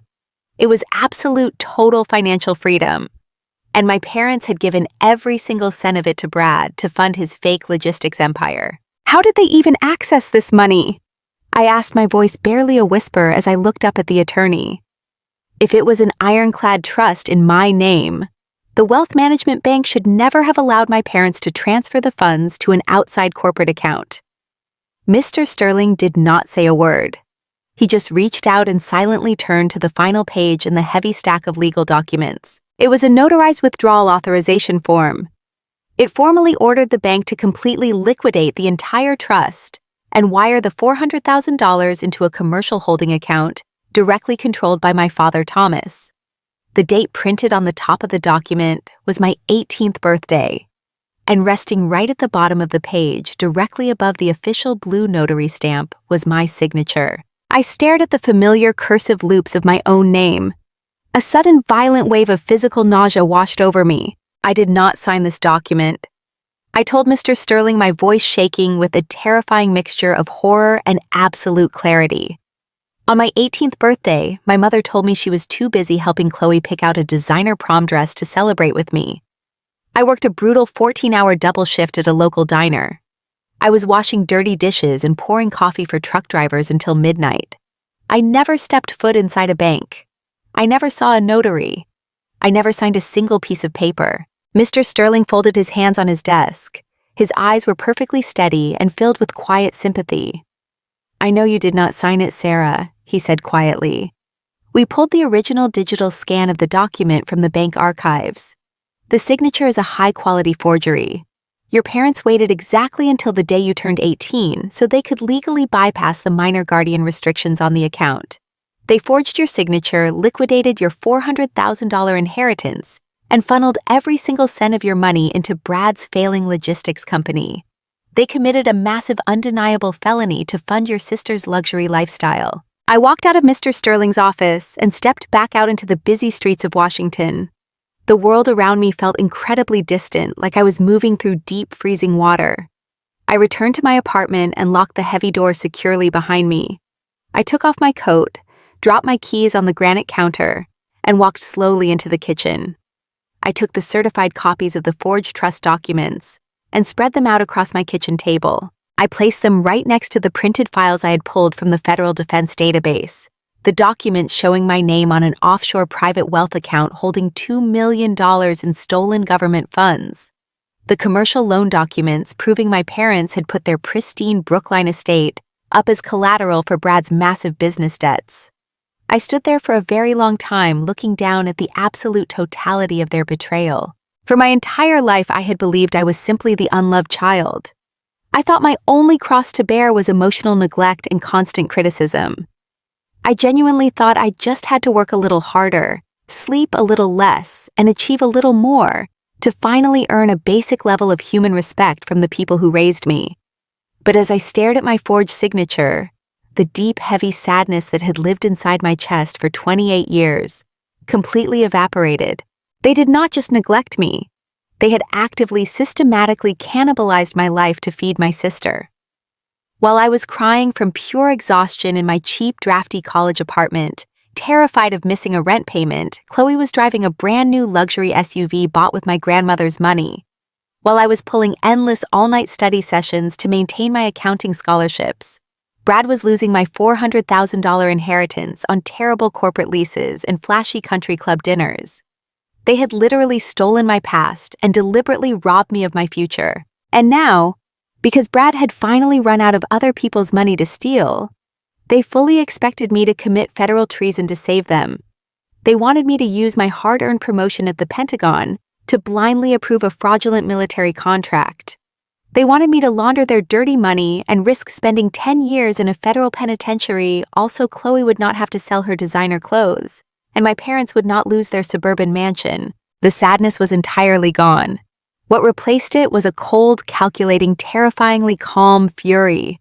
It was an icy rage that settled deep into my bones and sharpened my mind into a weapon. I was no longer the desperate daughter seeking a seat at their mahogany dining table. I was the Senior Director of Financial Intelligence for the Department of Defense. I hunted arrogant financial predators for a living, and my parents were nothing more than common criminals who had made the fatal mistake of handing me the exact weapon I needed to destroy them. I was not going to give them a single tear. I was going to give them exactly what they asked for. I was going to give them the real world. The sudden harsh buzzing of my cell phone shattered the dead silence of my apartment. I looked down at the screen resting on the kitchen table. It was my mother, Brenda. I let the phone ring. I watched the screen light up the dark kitchen, the caller identification flashing over and over again until the call finally went to voicemail. A minute later, a small red notification appeared indicating she had left an audio message. I tapped the screen and put the phone on speaker. My mother's voice filled my kitchen. It was sharp, vicious, and completely unhinged. "Sarah, you need to call me back this exact second," Brenda yelled into the phone, completely dropping any fake pretense of motherly affection. Brad just checked the federal vendor portal online. His contract application still says pending review. "What is wrong with you? We explicitly told you we are completely out of time. The bank is going to call in the commercial loan on Monday morning. If that federal money does not clear by the end of the week, they are going to seize our house. You are doing this on purpose just to punish us, because you are a petty, jealous, ungrateful child." Her voice grew even louder, the sheer panic and rage fully taking over the recording. "I am telling you right now, Sarah, if you do not push that approval through today, you are completely dead to us. Do you hear me? If you make your sister and your own parents homeless over some stupid bureaucratic rule, you will never be part of this family again. I will make sure everyone we know understands exactly what a selfish, cruel person you really are. Call Brad and fix this immediately." The voicemail clicked off. The room returned to total silence. I stood over my kitchen table. I picked up my cell phone. I did not feel a single ounce of fear or intimidation. Her empty threats of disowning me meant absolutely nothing anymore because I was about to be the one taking their entire empire away. I opened a new text message. I typed my response with slow, deliberate precision. I made sure my tone was perfectly calm, offering them exactly the false hope they were so desperately craving. "I am very sorry for the delay, Mom," I typed. "The federal system takes a little time to process a manual override. The contract approval is being finalized right now. Everything is going to be taken care of. Let us have a massive celebration dinner at your country club this Saturday to mark the occasion. Tell Chloe and Brad to invite all of his remaining investors. I have a very big surprise announcement I want to share with everyone." I hit send. I set the phone down on top of the forged trust documents. The trap was fully set. The bait had been taken. They genuinely believed they had won the war. They thought their emotional manipulation and screaming voicemails had successfully forced me to commit a massive federal crime to save their luxury lifestyle. They were going to show up to the elite country club expecting a glorious victory lap. They had absolutely no idea that I was already drafting the final paperwork for the Inspector General and the Federal Bureau of Investigation. They had no idea that I was bringing heavily armed federal agents to their fancy dinner. I turned off the lights in my kitchen and walked toward my bedroom, feeling perfectly, completely at peace. Let them wear their expensive clothes and drink their expensive wine. Saturday was coming, and I was going to burn their entire world to the ground. I walked into the Pentagon on Tuesday morning with a perfectly clear mind. The raw and suffocating emotional pain of discovering my family's betrayal had completely burned away during the quiet hours of the night.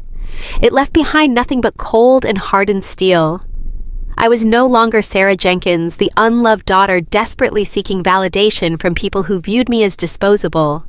I was Director Jenkins, and I had a job to do. I locked the heavy reinforced door of my office, booted up my secure federal workstation, and began assembling the absolute arsenal I would need to dismantle their entire world. I did not use my authority to clear Brad's fraudulent contract, of course. I used my unprecedented security clearance to pull every single loose thread of his fake logistics empire. I sat at my desk for hours, completely separating my lifelong family trauma from my strict professional duty. I treated my own father not as a parent, but as Subject B in a massive federal indictment. I compiled the digital evidence into a massive, heavily encrypted dossier. I gathered the indisputable records of the ghost employees who were collecting federally funded salaries. I pulled the phantom truck maintenance invoices that were draining taxpayer dollars. Most importantly, I tracked the offshore routing numbers that led directly to my father's illicit holding accounts in the Cayman Islands. I meticulously documented the long trail of stolen federal funds funneling right back into Chloe's luxury purchases, proving that her designer bags and sports cars were bought with stolen government cash. I built an airtight, irrefutable timeline of their crimes that no defense attorney could ever possibly unravel. When the dossier was absolutely complete, I did not hesitate for a single second. I picked up my secure phone and requested an immediate high-priority meeting with the Office of the Inspector General and the lead Financial Crimes Division of the Federal Bureau of Investigation. 2 hours later, I was sitting at the head of a long mahogany conference table in a highly classified Pentagon briefing room. Across from me sat 3 senior FBI agents and the Deputy Inspector General of the United States. They were seasoned veterans who had seen every type of corporate corruption imaginable.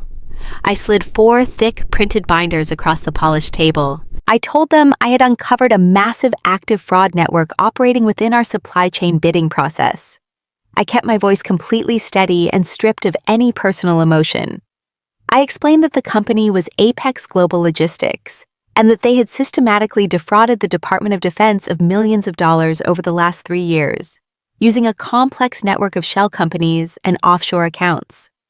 I informed the agents that the suspects recently submitted a new bid to secure an even larger federal advance, which they fully intended to use to cover their previous thefts and launder the remaining dirty cash. The lead FBI agent, a tall and sharp-eyed man named Agent Miller, opened the binder and began reviewing the financial maps I had created. The room was absolutely silent except for the quiet rustle of pages turning. I watched their expressions shift from standard professional curiosity to intense, highly focused shock. The sheer brazenness of Brad's theft was staggering, and I had mapped it out so clearly that anyone could follow the flow of the stolen money. Agent Miller looked up from the documents with deep respect. He told me it was one of the most thorough preliminary investigations he had ever seen. He said I had handed them a fully formed federal indictment on a silver platter. But he noted there was one thing he needed to clarify for the official record. He tapped his pen against the page detailing the offshore corporate structures. He pointed out that one of the primary silent partners listed on the fraudulent shell companies shared my last name, Thomas Jenkins. He asked if there was a relation the Bureau needed to be aware of. I did not flinch. I did not look away. I looked Agent Miller directly in the eyes. I stated clearly that Thomas Jenkins was my biological father. I let the truth hang in the quiet air of the briefing room without a single ounce of shame. I explained that he was fully complicit in the criminal enterprise.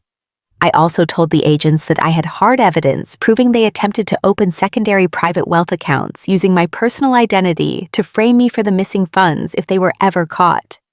I formally requested that the FBI pursue full federal indictments against all managing partners of Apex Global Logistics, including my father, to the absolute fullest extent of the law. I stated I would step back from the active prosecution phase to maintain total operational integrity, but I was handing over all the evidence and requesting immediate tactical action. The Deputy Inspector General leaned back in his chair, staring at me with a mixture of awe and profound professional respect. He said it took an incredible amount of integrity to turn in your own family. I replied that they had stopped being my family a very long time ago. I told him they were just federal suspects now. Because of my high rank and the overwhelming, undeniable quality of the evidence, I had provided the usual bureaucratic red tape completely vanished. There were no months of preliminary reviews. There were no slow committee approvals holding up the process. The FBI moved with terrifying speed. Within 48 hours, a federal judge had signed off on a dozen sealed warrants. The warrants authorized the immediate freezing of all domestic and international assets tied to Apex Global Logistics. They authorized the seizure of all connected bank accounts and the formal physical arrest of Brad and Thomas for wire fraud, tax evasion, and conspiracy to defraud the United States government. The trap was officially loaded, and the massive federal hammer was poised perfectly over their heads. But the federal criminal case was only half of my strategy. Sending Brad and my father to federal prison would stop the act of fraud, but it would not reclaim the future they had stolen from me. I needed to ensure that my mother and my sister faced the absolute ruin of their superficial money-obsessed lives. I needed to deal with the $400,000 trust fund they had liquidated by forging my signature when I was 18 years old. On Thursday afternoon, I left the Pentagon and took a private car straight to the downtown law office of Mr. Sterling, the highly aggressive independent estate attorney I had hired to investigate my late grandmother's will. Mr. Sterling was waiting for me in his polished office. He had the original trust documents and the forged withdrawal authorizations spread out across his large oak desk. I sat down across from him, feeling an intense, burning clarity. He adjusted his silver reading glasses and asked if the federal wheels were officially in motion. I confirmed they were. I told him the FBI had the sealed warrants ready to execute this weekend. I explained that the criminal side of the equation was fully handled, but now I wanted to focus on the civil side. I told him I wanted my inheritance back.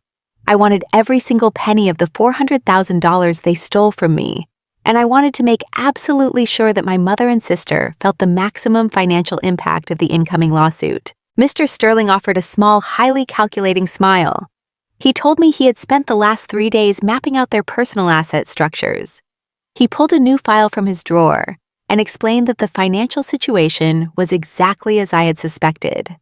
My parents had absolutely zero liquid cash available. They had been living entirely above their means for over a decade, just to project an image of high society wealth. All of their perceived money was tied up entirely in the equity of their Brookline estate. He pushed a thick property deed across the desk. He explained that the Brookline estate was currently valued at roughly $2.5 million. However, because they had recently leveraged the house using it as primary collateral to secure a massive commercial loan for Brad's failing logistics business, the regional bank currently held the first position on the property. If Brad's company defaulted on that commercial loan, the bank would immediately seize the house to cover the business debts. I nodded, following his legal logic perfectly. I told him Brad's company was going to be completely frozen by the federal government this coming weekend. I explained that Brad was going to miss his commercial loan payments immediately, and the bank would absolutely initiate rapid foreclosure.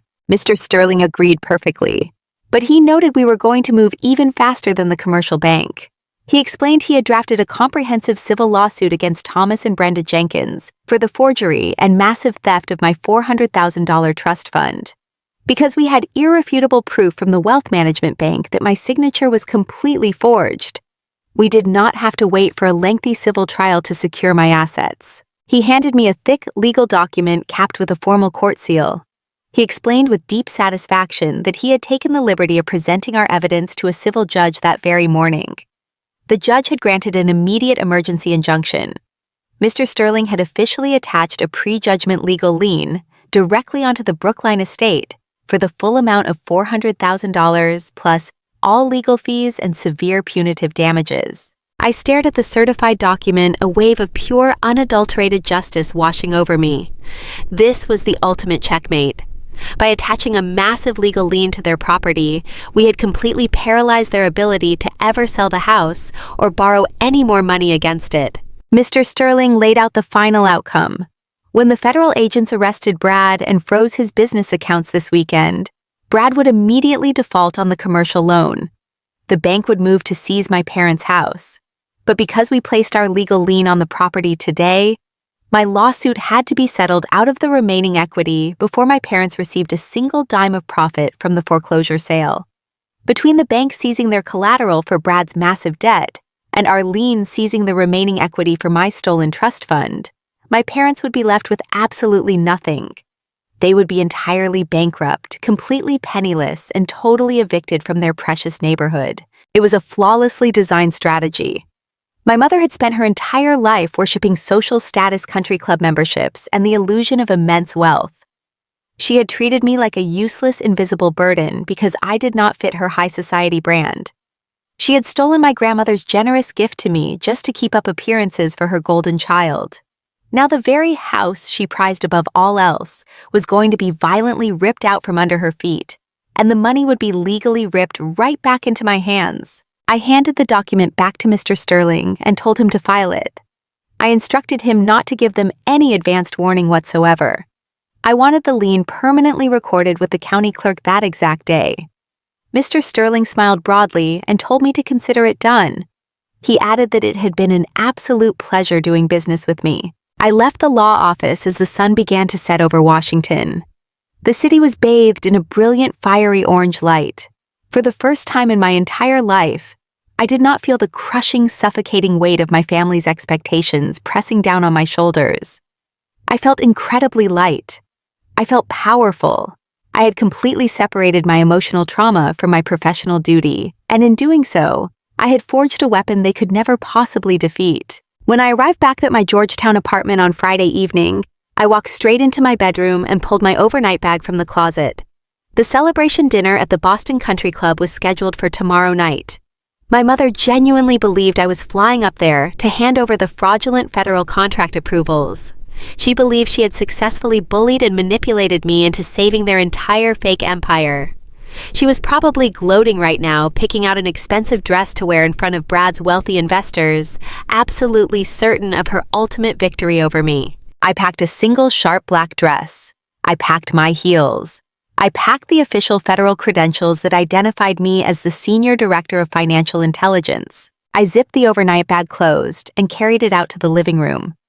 Waiting near the front door were the two highly trained federal agents assigned to my permanent security detail. They stood tall and vigilant, their dark suits perfectly tailored, their expressions completely serious. They knew we were traveling out of state for the weekend. They knew I had coordinated with the local FBI field office in Massachusetts for a major heavily coordinated tactical operation. I looked at the two federal agents standing in my living room. I offered them a small, calm, and deeply satisfied smile. "Gentlemen," I said quietly, my voice ringing clear in the silent apartment. "You are going to want to wear your absolute best dress suits tomorrow. We are going to a country club." The drive up the sweeping tree-lined avenue of the Oak Ridge Country Club felt like entering a completely different world. It was a world built entirely on deep secrets, massive egos, and the illusion of limitless wealth. I parked my modest rental car near the back of the lot, far away from the gleaming rows of imported luxury vehicles that crowded the valet stand. I took a moment to sit in the quiet darkness of the driver's seat. I smoothed the lapels of my dark tailored suit.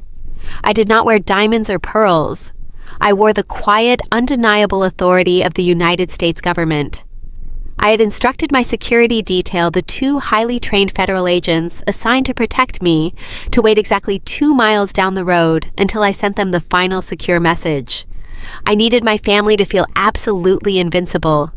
I needed them to believe they had successfully forced me to commit a massive federal crime to save their fake empire. They needed to be at the absolute peak of their arrogance before the ultimate fall. I stepped out of the car and walked toward the grand entrance of the club.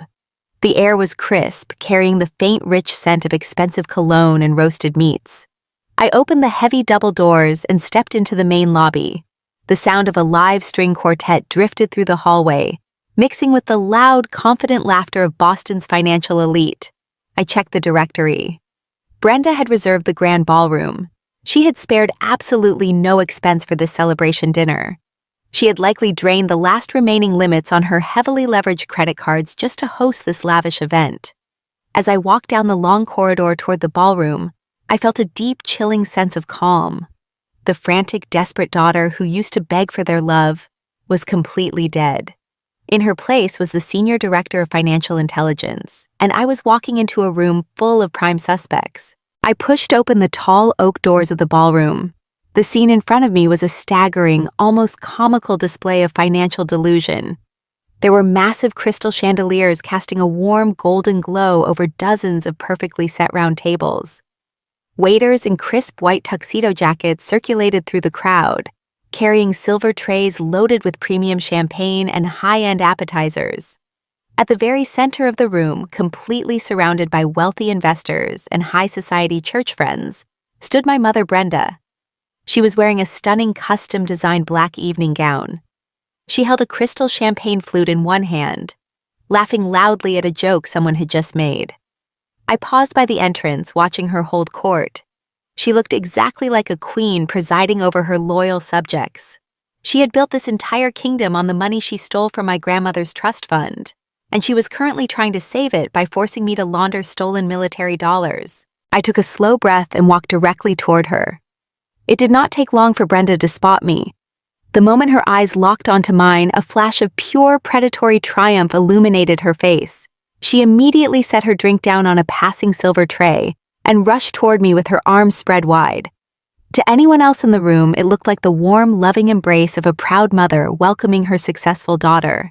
But when she wrapped her arms around my shoulders, her grip was tight and completely cold. She leaned in close to my ear, her voice dropping to a harsh, demanding whisper.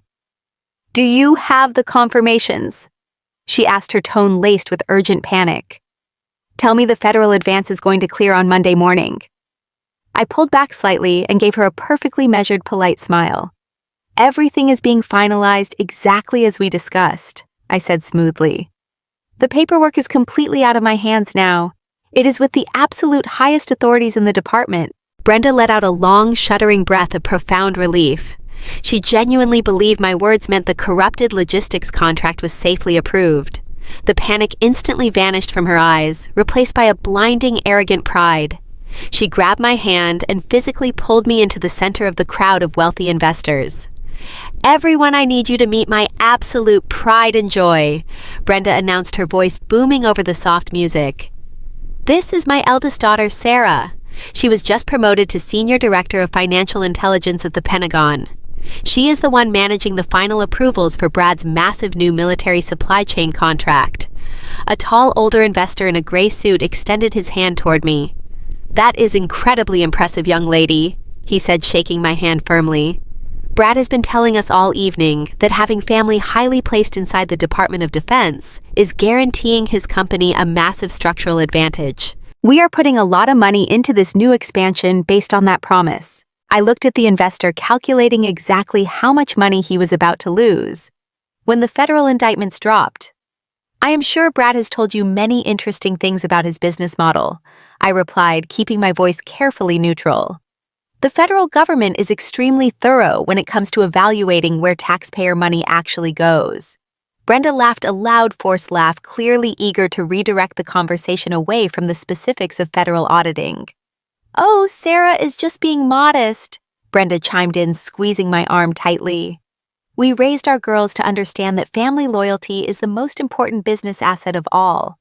We pool our resources, and we always look out for our own." She looked at me with a smug, knowing expression, absolutely certain that she had finally broken my spirit and forced me into absolute submission. Before I could formulate a response, the crowd parted slightly, and my younger sister made her grand entrance. Chloe practically glided across the polished hardwood floor. She was wearing a breathtaking floor-length emerald green gown. My deeply trained forensic mind immediately recognized the designer label. It was a $15,000 dress. She was literally wearing the money they had stolen from my educational trust fund, parading it around the room like a trophy of her own success. Her blonde hair was perfectly styled, and a heavy diamond necklace rested against her collarbone. She walked directly up to me, holding a glass of sparkling water. "Sarah, you actually made it!" Chloe squealed, her voice dripping with artificial sweetness. "I honestly did not think you would show up. You always hated these fancy networking events. You used to complain about how much everything cost." I smiled coldly at my sister. "Some costs are definitely higher than others, Chloe," I said softly. Chloe completely missed the underlying thread in my words. She turned to the group of wealthy investors, gesturing toward me with her manicured hand. "Sarah is our little helper in Washington," Chloe announced, her voice loud enough to ensure several surrounding tables could hear her condescension. "She is finally doing something highly useful with that incredibly boring accounting degree of hers." It is just so nice to have someone on the inside, handling all the tedious, low-level paperwork for Brad's growing empire.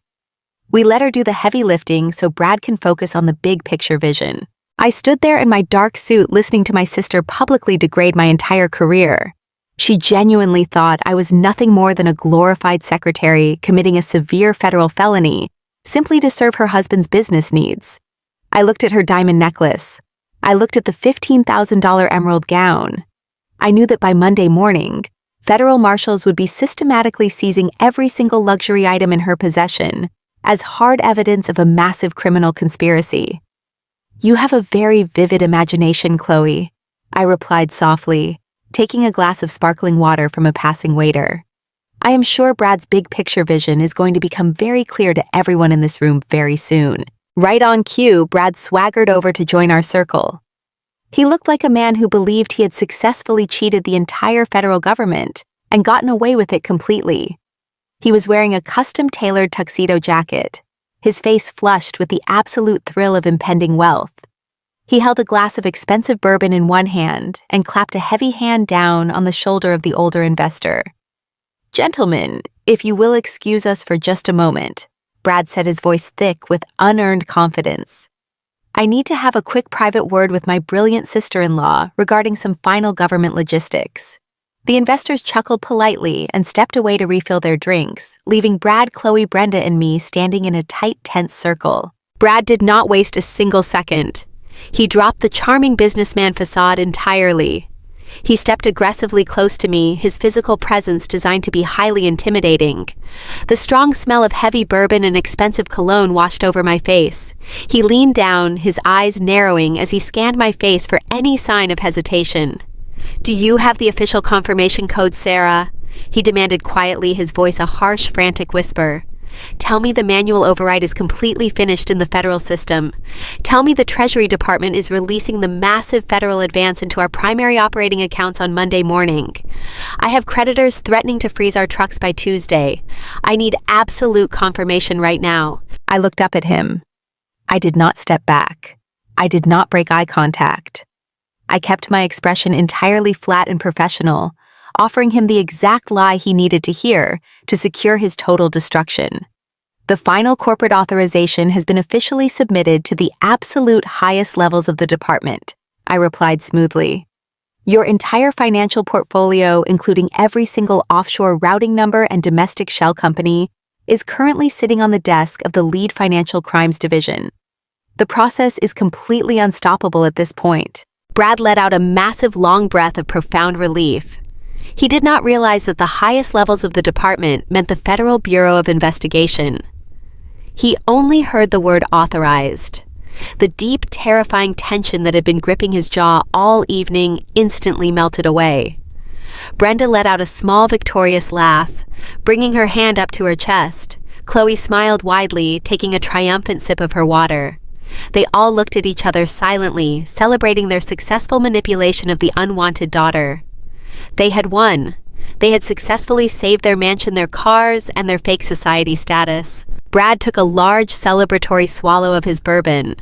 He turned back to me, an incredibly smug, superior smirk spreading across his face. He reached out and patted my shoulder patronizingly. "Good girl," he whispered, his tone dripping with sheer absolute arrogance. "You finally learned how to be genuinely useful to this family. Stick with us, Sarah, follow my instructions, and maybe someday you will get a tiny piece of the real wealth we are building here." I did not pull away from his heavy hand. I did not react to the sickening insult. I simply offered him a slow, perfectly calm smile. I raised my glass of sparkling water, taking a measured, completely relaxed sip.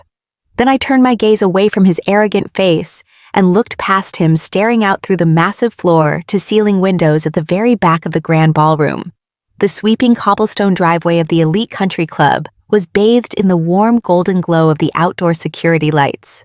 I watched in perfect undisturbed silence as the heavy iron security gates at the front entrance of the club slowly swung open. I watched as 3 black unmarked Subarus pulled swiftly and completely silently into the main valet lane, completely bypassing the long line of expensive luxury cars. They parked in a strict, aggressive tactical formation right in front of the main glass doors. The heavy doors of the vehicles swung open in perfect unison. 6 men wearing dark tactical windbreakers stepped out into the cool evening air. The bright yellow letters spelling FBI were printed boldly across their backs. I took another slow sip of my water, feeling a profound absolute sense of peace settle over my entire soul. It was time. The soft clinking of silver forks against fine porcelain plates echoed throughout the grand ballroom of the Oak Ridge Country Club. The room was a towering monument to old money and false prestige. Huge crystal chandeliers cast a warm golden light over the tables, illuminating the expensive floral centerpieces my mother had likely charged to a completely maxed-out credit card. The air was thick with the smell of roasted tenderloin, expensive champagne, and the suffocating arrogance of Boston's financial elite.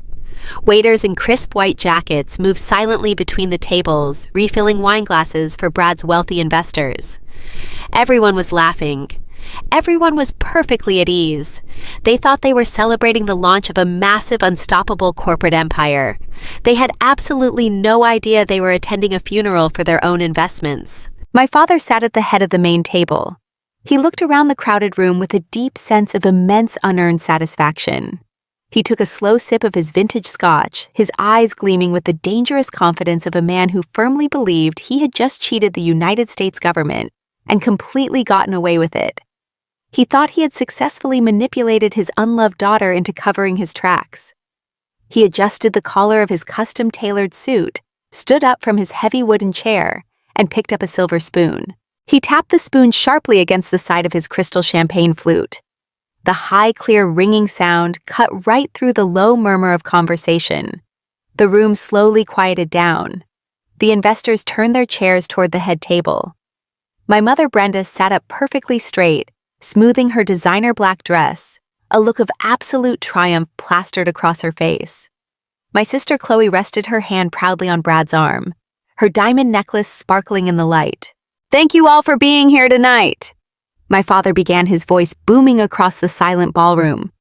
He possessed a natural, commanding baritone that he frequently used to control rooms and intimidate smaller men. "Tonight is a very special occasion for the Jenkins family. We are gathered here to celebrate the future. We are gathered here to celebrate the very foundation of the American dream." He paused, looking out over the crowd of wealthy businessmen who were nodding along with polite interest. "Building a legacy is not an easy task." My father continued, placing his hands flat on the table in a gesture of profound sincerity. "It takes grit. It takes sacrifice. It takes a willingness to do whatever is absolutely necessary to protect the people you love. Over the last few years, I have watched my son-in-law Brad build Apex Global Logistics from the ground up. I have watched him pour his blood, sweat, and tears into creating a company that represents the very best of American innovation." I took a slow sip of my sparkling water. I kept my face perfectly blank. Listening to my father praise Brad for his blood, sweat, and tears was almost physically nauseating. I knew the exact truth. I knew Brad's sweat consisted entirely of forging federal documents, inventing ghost employees, and funneling millions of stolen taxpayer dollars into offshore shell companies in the Cayman Islands. I knew my father was taking a massive 30% cut of that stolen money. But the investors sitting at the tables around me were completely oblivious. They were smiling and clapping softly, utterly captivated by my father's lies. And now my father said, raising his voice to speak over the scattered applause, "Brad's vision is finally paying off on a massive scale. As many of you know, Apex Global Logistics is currently finalizing the paperwork for a highly lucrative multi-million-dollar supply chain contract with the Department of Defense. This contract is going to skyrocket the company into a completely different financial stratosphere. We are talking about unprecedented federal funding that will secure this family's legacy for generations to come." Brad smiled arrogantly, lifting his glass of bourbon toward the investors. A few of the men at the back tables cheered, clearly, excited about the massive returns they expected on their investments. But we did not achieve this milestone completely alone. My father continued, turning his body slightly to look directly at me. The smug, victorious expression on his face made my skin crawl. Family loyalty is the absolute most important asset a man can have. Sometimes it takes a little while for our children to truly understand their duty to the family. Sometimes they get lost in their own selfish pursuits. but eventually they find their way home. He gestured toward me with his empty hand, inviting the entire room to look at me. We are incredibly proud to announce that my eldest daughter, Sarah, has just been sworn in as the Senior Director of Financial Intelligence for the Department of Defense. My father declared loudly. He paused to let a wave of highly impressed murmurs ripple through the crowd of investors. And thanks to Sarah finally stepping up to fulfill her obligations to this family, we have the ultimate insider advantage. She has personally ensured that our federal contract is bypassing the usual bureaucratic delays. She has guaranteed that the massive federal advance will be hitting our operating accounts by Monday morning. Please everyone raise a glass to my daughter Sarah. She finally learned how to be useful. The entire ballroom erupted into loud applause. Glasses clinked together. People were cheering my name. My mother beamed at me, her eyes flashing with a dark, threatening warning, silently commanding me to play my part and accept the public praise. Brad gave me a slow, arrogant wink. They genuinely thought they owned me. They thought they had trapped me in a corner using guilt and fear, completely convinced I was terrified of destroying my own family. I placed my glass of sparkling water down on the table. The condensation left a small wet ring on the white linen tablecloth. I did not smile. I did not wave. I simply stood up. I smoothed the front of my tailored navy suit. I felt the heavy, solid weight of my federal badge resting securely inside my breast pocket. The applause began to die down as I stepped away from my chair and walked slowly toward the front of the room. The clicking of my heels on the hardwood floor sounded incredibly loud in the sudden expectant quiet. I looked at the faces of the investors as I walked past their tables. They were looking at me with immense respect, believing I was the corrupt government insider who was going to make them all incredibly rich. Then I looked at my parents. The smugness on my father's face was beginning to slip just a tiny fraction. My mother's smile tightened. They expected me to simply stand up, say thank you, and sit back down in quiet submission. I reached the front of the room and turned to face the audience. I did not take a position next to my father. I stood several feet away, deliberately isolating myself from their toxic circle. The ballroom was now completely silent. You could hear a pin drop. Everyone was expecting a heartwarming, sentimental family moment. They were expecting a beautiful speech about unity and success. Instead, I turned my head and looked directly into my mother's eyes. You told me last week that my promotion was completely pathetic, I said. My voice was not loud, but it was incredibly clear, and it carried to the very back of the large ballroom. The words sliced through the heavy air like a razor blade. My mother flinched violently. The color drained from her cheeks in a sudden rapid rush. Her mouth opened slightly, but she was too shocked to form a single word. A collective gasp rippled through the front row of investors. This was definitely not the speech they had been anticipating. I kept my eyes firmly locked on my mother.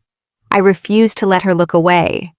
You stood in a clothing boutique shopping for your golden child, and you told me over the phone that swearing an oath to protect the United States government was a waste of your time. You said you would not bother attending my ceremony because Brad throwing a backyard barbecue was a sign of actual, real-world success. I shifted my gaze to Brad. He had frozen completely. His glass of bourbon was suspended halfway to his mouth. The arrogant smirk had entirely vanished from his face, replaced by a sudden creeping look of absolute terror. You told me I needed to understand the real world. I continued, my voice growing colder and sharper with every single syllable. You told me I needed to stop hiding behind bureaucratic rules and learn how successful business is really done. You invited me here tonight to celebrate the massive federal contract you thought I had blindly approved for your failing company. I turned to look out at the crowd of wealthy investors.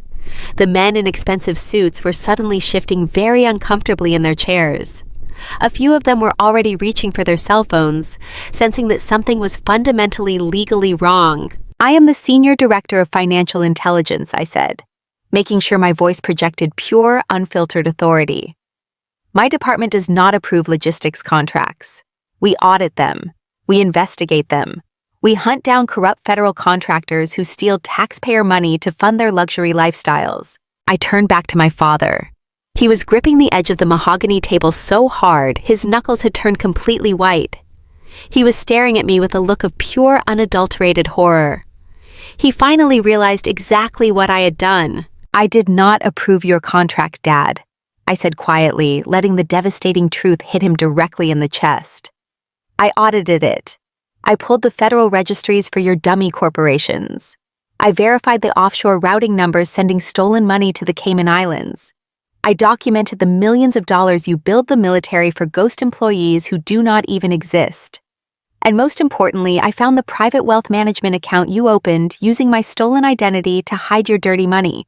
Chloe let out a sharp, panicked cry. She dropped her wine glass. It shattered against the hardwood floor, sending a spray of red liquid across the hem of her $15,000 designer dress. Brad took a step backward, his chest heaving as he frantically looked toward the service exit.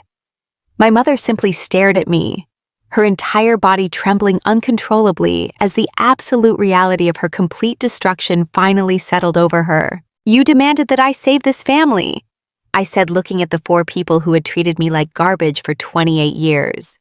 "You demanded that I bring the real world to you. Today I did exactly that." I stopped speaking. The silence in the grand ballroom was absolute and completely suffocating. The investors were paralyzed with shock. My family was entirely frozen in fear. I did not say another word. I simply stood my ground, my posture perfect, my expression completely unbothered, and waited for the final consequence to arrive. I did not have to wait long. The heavy solid oak double doors at the very back of the banquet hall suddenly burst open with a massive deafening crash that echoed like thunder across the quiet room. Every single person in the ballroom violently flinched and spun around in their chairs. 6 highly trained federal agents marched aggressively into the grand room. They moved with absolute terrifying precision. They were not wearing formal dinner attire. They were wearing dark tactical windbreakers with the bright yellow letters FBI printed boldly across their chests and backs. Their faces were entirely grim-focused and completely strictly business. They fanned out across the main aisle, moving swiftly and purposefully directly toward the head table. I turned to look at my brother-in-law. Brad was staring at the approaching federal agents. His jaw was slack. His eyes were wide with pure, unfiltered panic. Every ounce of his fake corporate arrogance had completely evaporated. His face had gone absolutely terrifyingly chalk white. I carefully stepped into the grand ballroom of the Oak Ridge Country Club, the heavy oak doors clicking shut behind me. The room was a massive glittering monument to old money and false prestige. Huge crystal chandeliers cast a warm golden light over dozens of perfectly set round tables, illuminating the expensive floral centerpieces my mother had likely charged to a completely maxed-out credit card. The air was thick with the smell of roasted tenderloin, expensive champagne, and the suffocating arrogance of Boston's financial elite. Waiters in crisp white jackets moved silently between the tables, refilling wine glasses for Brad's wealthy investors. Everyone was laughing. Everyone was perfectly at ease. They thought they were celebrating the launch of a massive, unstoppable corporate empire. They had absolutely no idea they were attending a funeral for their own investments. My father sat at the head of the main table. He looked around the crowded room with a deep sense of immense unearned satisfaction. He took a slow sip of his vintage scotch, his eyes gleaming with the dangerous confidence of a man who firmly believed he had just cheated the United States government and completely gotten away with it. He thought he had successfully manipulated his unloved daughter into covering his tracks. He adjusted the collar of his custom-tailored suit, stood up from his heavy wooden chair, and picked up a silver spoon. He tapped the spoon sharply against the side of his crystal champagne flute. The high, clear, ringing sound cut right through the low murmur of conversation. The room slowly quieted down. The investors turned their chairs toward the head table. My mother, Brenda, sat up perfectly straight, smoothing her designer black dress, a look of absolute triumph plastered across her face. My sister Chloe rested her hand proudly on Brad's arm, her diamond necklace sparkling in the light. "Thank you all for being here tonight," my father began, his voice booming across the silent ballroom. He possessed a natural, commanding baritone that he frequently used to control rooms and intimidate smaller men. Tonight is a very special occasion for the Jenkins family. We are gathered here to celebrate the future.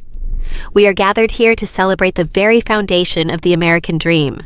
He paused, looking out over the crowd of wealthy businessmen who were nodding along with polite interest. "Building a legacy is not an easy task," my father continued, placing his hands flat on the table in a gesture of profound sincerity. It takes grit. It takes sacrifice. It takes a willingness to do whatever is absolutely necessary to protect the people you love. Over the last few years, I have watched my son-in-law Brad build Apex Global Logistics from the ground up. I have watched him pour his blood, sweat, and tears into creating a company that represents the very best of American innovation. I took a slow sip of my sparkling water. I kept my face perfectly blank. Listening to my father praise Brad for his blood, sweat, and tears was almost physically nauseating. I knew the exact truth. I knew Brad's sweat consisted entirely of forging federal documents, inventing ghost employees, and funneling millions of stolen taxpayer dollars into offshore shell companies in the Cayman Islands.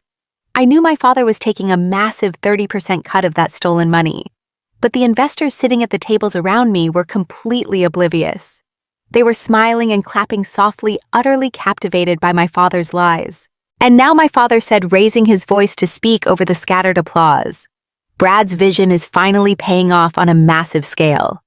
As many of you know, Apex Global Logistics is currently finalizing the paperwork for a highly lucrative multi-million-dollar supply chain contract with the Department of Defense.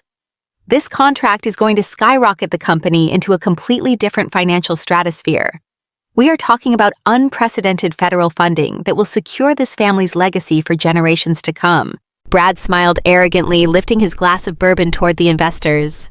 A few of the men at the back tables cheered, clearly, excited about the massive returns they expected on their investments. But we did not achieve this milestone completely alone.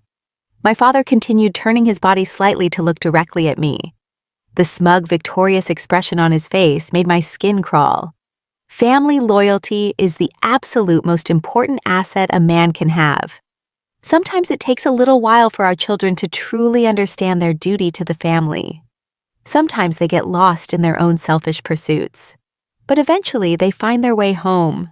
He gestured toward me with his empty hand, inviting the entire room to look at me. We are incredibly proud to announce that my eldest daughter, Sarah, has just been sworn in as the Senior Director of Financial Intelligence for the Department of Defense, my father declared loudly. He paused to let a wave of highly impressed murmurs ripple through the crowd of investors. And thanks to our daughter, Sarah, finally stepping up to fulfill her obligations to this family, we have the ultimate insider advantage. She has personally ensured that our federal contract is bypassing the usual bureaucratic delays. She has guaranteed that the massive federal advance will be hitting our operating accounts by Monday morning. Please everyone raise a glass to my daughter Sarah. She finally learned how to be useful. The entire ballroom erupted into loud applause. Glasses clinked together. People were cheering my name. My mother beamed at me, her eyes flashing with a dark, threatening warning, silently commanding me to play my part and accept the public praise. Brad gave me a slow, arrogant wink. They genuinely thought they owned me. They thought they had trapped me in a corner using guilt and fear, completely convinced I was terrified of destroying my own family. I placed my glass of sparkling water down on the table. The condensation left a small wet ring on the white linen tablecloth. I did not smile. I did not wave. I simply stood up. I smoothed the front of my tailored navy suit. I felt the heavy, solid weight of my federal badge resting securely inside my breast pocket. The applause began to die down as I stepped away from my chair and walked slowly toward the front of the room. The clicking of my heels on the hardwood floor sounded incredibly loud in the sudden, expectant quiet. I looked at the faces of the investors as I walked past their tables. They were looking at me with immense respect, believing I was the corrupt government insider who was going to make them all incredibly rich. Then I looked at my parents. The smugness on my father's face was beginning to slip just a tiny fraction. My mother's smile tightened. They expected me to simply stand up, say thank you, and sit back down in quiet submission. I reached the front of the room and turned to face the audience. I did not take a position next to my father. I stood several feet away, deliberately isolating myself from their toxic circle. The ballroom was now completely silent. You could hear a pin drop. Everyone was expecting a heartwarming, sentimental family moment. They were expecting a beautiful speech about unity and success. Instead, I turned my head and looked directly into my mother's eyes. "You told me last week that my promotion was completely pathetic," I said. My voice was not loud, but it was incredibly clear, and it carried to the very back of the large ballroom. The words sliced through the heavy air like a razor blade. My mother flinched violently. The color drained from her cheeks in a sudden rapid rush. Her mouth opened slightly, but she was too shocked to form a single word. A collective gasp rippled through the front row of investors. This was definitely not the speech they had been anticipating. I kept my eyes firmly locked on my mother. I refused to let her look away. You stood in a clothing boutique shopping for your golden child, and you told me over the phone that swearing an oath to protect the United States government was a waste of your time. You said you would not bother attending my ceremony because Brad throwing a backyard barbecue was a sign of actual real-world success. I shifted my gaze to Brad. He had frozen completely. His glass of bourbon was suspended halfway to his mouth. The arrogant smirk had entirely vanished from his face, replaced by a sudden creeping look of absolute terror. You told me I needed to understand the real world. I continued, my voice growing colder and sharper with every single syllable. You told me I needed to stop hiding behind bureaucratic rules and learn how successful business is really done. You invited me here tonight to celebrate the massive federal contract you thought I had blindly approved for your failing company. I turned to look out at the crowd of wealthy investors. The men in expensive suits were suddenly shifting very uncomfortably in their chairs. A few of them were already reaching for their cell phones, sensing that something was fundamentally legally wrong. I am the Senior Director of Financial Intelligence, I said, making sure my voice projected pure, unfiltered authority. My department does not approve logistics contracts. We audit them. We investigate them. We hunt down corrupt federal contractors who steal taxpayer money to fund their luxury lifestyles. I turned back to my father. He was gripping the edge of the mahogany table so hard, his knuckles had turned completely white. He was staring at me with a look of pure, unadulterated horror. He finally realized exactly what I had done. I did not approve your contract, Dad, I said quietly, letting the devastating truth hit him directly in the chest. I audited it. I pulled the federal registries for your dummy corporations. I verified the offshore routing numbers sending stolen money to the Cayman Islands. I documented the millions of dollars you billed the military for ghost employees who do not even exist.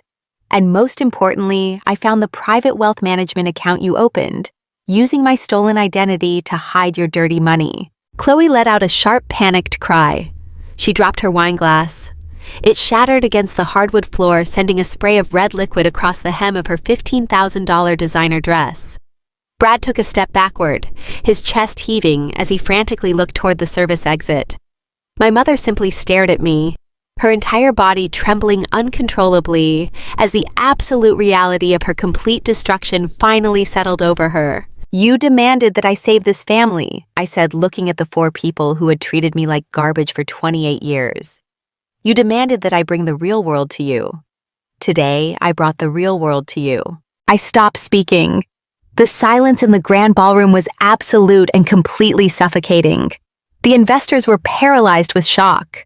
My family was entirely frozen in fear. I did not say another word. I simply stood my ground, my posture perfect, my expression completely unbothered, and waited for the final consequence to arrive. I did not have to wait long. The heavy solid oak double doors at the very back of the banquet hall suddenly burst open with a massive deafening crash that echoed like thunder across the quiet room. Every single person in the ballroom violently flinched and spun around in their chairs. 6 highly trained federal agents marched aggressively into the grand room. They moved with absolute terrifying precision. They were not wearing formal dinner attire. They were wearing dark tactical windbreakers with the bright yellow letters FBI printed boldly across their chests and backs. Their faces were entirely grim-focused and completely strictly business. They fanned out across the main aisle, moving swiftly and purposefully directly toward the head table. I turned to look at my brother-in-law. Brad was staring at the approaching federal agents. His jaw was slack. His eyes were wide with pure, unfiltered panic. Every ounce of his fake corporate arrogance had completely evaporated. His face had gone absolutely terrifyingly chalk white. The lead agent, a tall, sharp-eyed man named Agent Miller, walked with absolute purpose. He completely ignored the gasps and the shocked whispers rippling through the crowd of elite guests. He kept his eyes locked directly on his primary target, He marched straight up to our table and stopped exactly 2 feet in front of my brother-in-law. Brad was completely frozen. He opened his mouth to speak, but absolutely no sound came out. His hands began to shake so violently that the expensive bourbon in his glass spilled over the rim and splashed onto the white linen tablecloth. Bradley Harper Agent Miller said, his voice a deep, booming command that carried to the very back of the massive ballroom. "You are under federal arrest. You are being charged with defrauding the United States government, massive systematic wire fraud, and severe federal tax evasion. You have the right to remain silent. Anything you say can and will be used against you in a court of law. Turn around immediately and place your hands firmly behind your back." Brad looked at Agent Miller in absolute sheer terror. He looked at my sister, who was gasping for air. He looked at me, his eyes wide and completely desperate. "Sarah," he stammered, his voice cracking into a high-pitched, pathetic whine. "Sarah, tell them this is a mistake. Tell them you approved the military contract. You are the senior director. Tell them you fixed this. I am a legitimate businessman. I did not do anything wrong." Agent Miller did not hesitate for a single second. He grabbed Brad by the shoulder, spun him around aggressively, and pulled his arms behind his back. The sharp metallic click of the heavy steel handcuffs snapping shut echoed like a gunshot in the quiet room. "Your sister-in-law is the exact person who provided the forensic financial evidence for your arrest warrant," Mr. Harper Agent Miller stated coldly. "She does not approve fraudulent contracts. She investigates them." The moment the heavy steel handcuffs locked around Brad's wrists, the entire grand ballroom descended into absolute total chaos. The illusion of a successful corporate empire shattered into a million pieces. The wealthy investors, the men who had been toasting Brad and praising my father just 10 minutes ago, suddenly realized they had been pouring their personal fortunes into a massive criminal sinkhole. The older investor in the gray suit who had shaken my hand earlier slammed his crystal glass onto his table and violently pulled his cell phone from his suit pocket. He practically screamed into the phone, demanding that his legal team and primary accountants freeze every single financial asset tied to Apex Global Logistics immediately. All across the room, high society businessmen were frantically dialing numbers, barking desperate orders into their phones, and rushing toward the exit doors. They were knocking over heavy wooden chairs and abandoning their expensive dinners in a wild, desperate panic to distance themselves from a federal crime scene. In a matter of seconds, the completely fake logistical giant that Brad had built on lies, ghost employees, and stolen government funds was completely, absolutely dead. There was no recovering from a public federal arrest in front of your primary financial backers.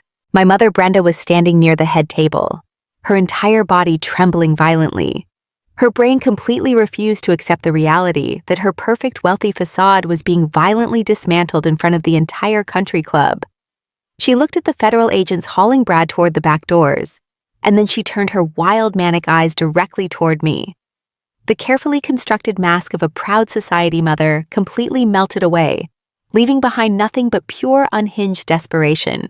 "Sarah!" She screamed, her voice tearing through the chaotic noise of the fleeing investors. "Sarah, stop them right now. Do you hear me? You tell them to stop this instant. You have the power to stop this. You are a high-ranking Pentagon official. Order them to uncouple those handcuffs and let him go." She rushed toward me. Her face flushed a dark, angry red. She grabbed my arm, her fingers digging deeply into my suit jacket. "Tell them it was a simple misunderstanding, Sarah. Tell them you made a clerical mistake on the paperwork. If you do not stop them, they are going to ruin this entire family. Brad is going to federal prison. Chloe will be left with absolutely nothing. Do your job and fix this right now." I looked down at her hands gripping my arm. For 28 years, I had let this woman manipulate me, control me, and make me feel incredibly small. But standing in that ballroom watching her desperately try to command me to break the law, I felt absolutely nothing. The deep, aching need for her love was completely, permanently gone. I gently but firmly grabbed her wrist and physically removed her hand from my arm, taking a deliberate step back to establish a permanent boundary. "I do not stop criminals, Mom," I said, my voice perfectly calm and completely devoid of any emotion. "I catch them. I audit them. I investigate their offshore accounts, and I send them to federal prison. I do not protect people who steal millions of dollars from the taxpayers.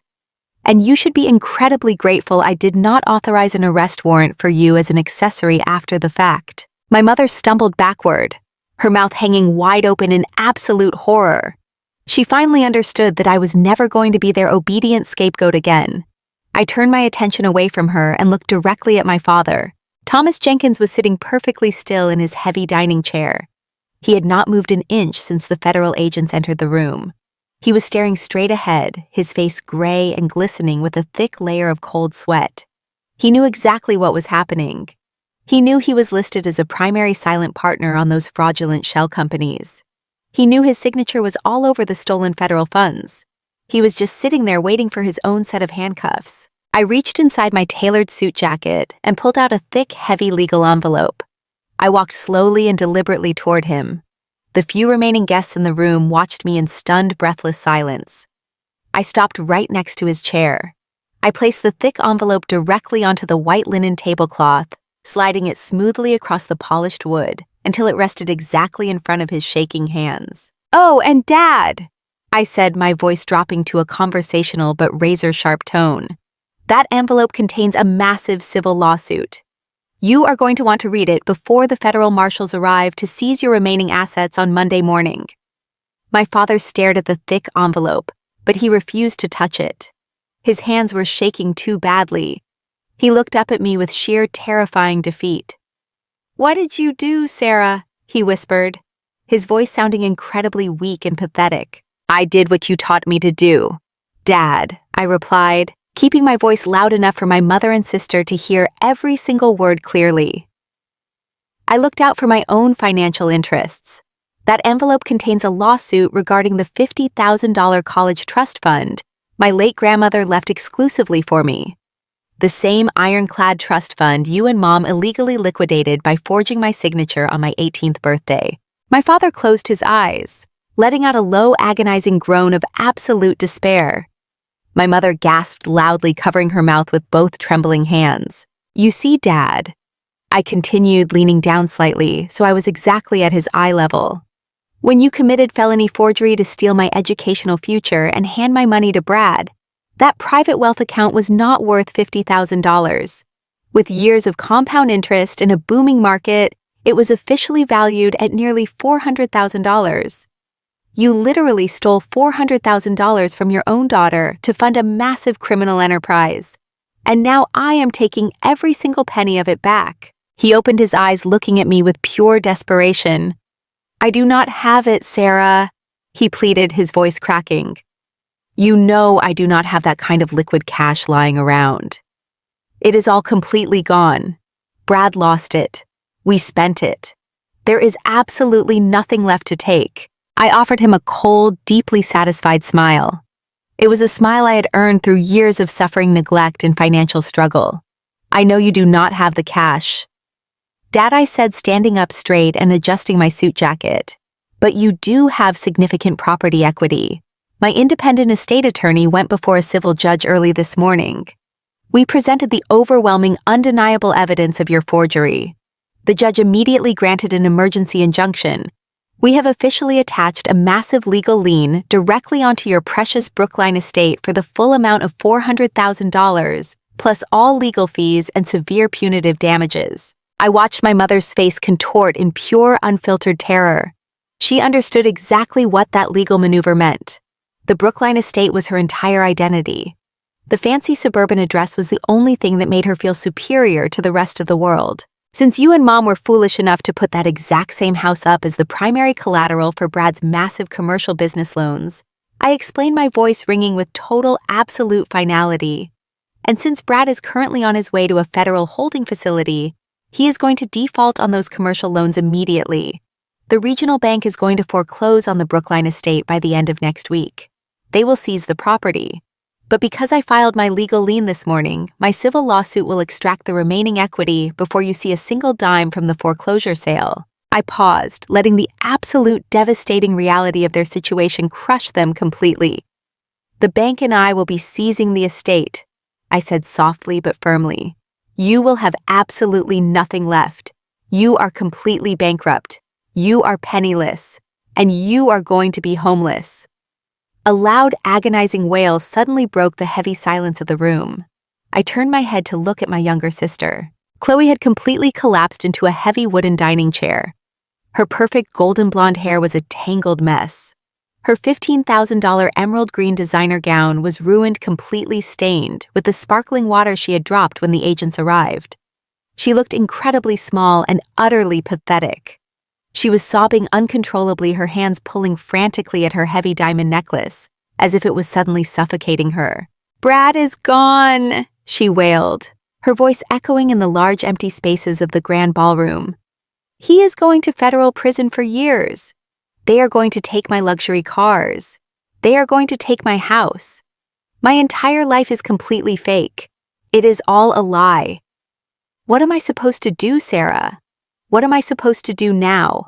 I looked at my golden child sister. For my entire life, she had cruelly mocked my hard work. She had laughed at my cheap clothes and my small, drafty apartments.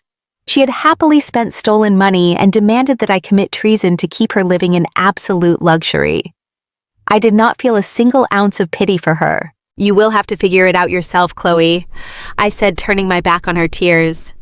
"You should probably start looking for a real job. I hear the local diner down the street is hiring waitresses. It builds excellent character." I stepped back from the table, taking in the entire unbelievable scene. The grand, beautiful ballroom was now a complete, total disaster zone. The wealthy high society church friends my mother had invited to witness her massive triumph were standing near the exits, whispering to each other, taking photos with their cell phones, and looking at my family with absolute, complete disgust. The elite, flawless reputation my parents had spent 40 years building was completely, entirely dead. They were completely exposed as frauds, thieves, and accomplices to massive federal crimes. They were left standing in the exact middle of the Oak Ridge Country Club, thoroughly and publicly humiliated in front of every single person they had ever tried to impress. They were facing absolute, total financial ruin, and there was absolutely no one left to save them. The safety net was completely gone. I turned my back on the pathetic wreckage of the Jenkins family. I walked slowly and calmly toward the front doors of the grand ballroom. My 2 federal security agents fell into step right behind me, their presence a silent, undeniable reminder of exactly who I was and what I had achieved. I pushed open the heavy oak doors and stepped out into the cool, crisp Boston night air. The stars were shining brightly overhead. I took a deep, clean breath, filling my lungs with the sweet, perfect taste of freedom. For 28 years, I had carried the heavy, toxic burden of their conditional love and constant psychological abuse. Tonight, I set that burden down permanently. I had finally learned that you cannot heal the people who are absolutely determined to break you. You can only walk away and build a significantly better life for yourself. I got into my waiting car and drove away, leaving them behind in the ruins of their own making. I was completely free, and absolute justice had finally been served. I did not need a family who viewed me as a disposable asset. I had built my own incredible life, and no one would ever take it away from me again. 6 months have passed since that deeply unforgettable night at the Oak Ridge Country Club. It is a quiet Sunday morning in Washington, and I am sitting by the large bay window of my Georgetown apartment. I have a hot cup of coffee in my hands. The sun is shining brightly over the Potomac River, casting a warm, peaceful, and steady glow across my living room. For the first time in 28 years, my chest does not feel tight with endless anxiety. The heavy, suffocating weight of my family's completely unreasonable expectations is entirely gone. I am no longer looking over my shoulder. I am no longer bracing myself for a screaming phone call demanding money or an illegal favor. I am simply living my life. Let me tell you exactly what happened after those federal agents walked into that grand ballroom. The absolute collapse of Apex Global Logistics was instant and completely total. Brad did not mount a brilliant legal defense. The moment he was sitting in a sterile federal interrogation room, completely stripped of his custom-tailored tuxedo and his expensive bourbon, all of his arrogant swagger vanished. Faced with the overwhelming mountain of forensic financial evidence I had provided to the Inspector General, he completely folded. He cried. He begged. He tried to point fingers at everyone else in his orbit. He tried to blame his accountants, his warehouse managers, and he even tried to place the primary blame on my father. But the paper trail I had meticulously built was absolutely bulletproof. 2 months ago, Brad stood before a federal judge in a crowded courtroom and was officially sentenced to 10 years in a highly secure federal penitentiary for massive wire fraud, severe tax evasion, and deliberately defrauding the United States government. There is no early parole in the federal justice system. He will spend the next entire decade of his life sitting in a tiny concrete cell, completely stripped of his million-dollar ego and his fake high society status. Chloe's luxurious fantasy world completely imploded overnight.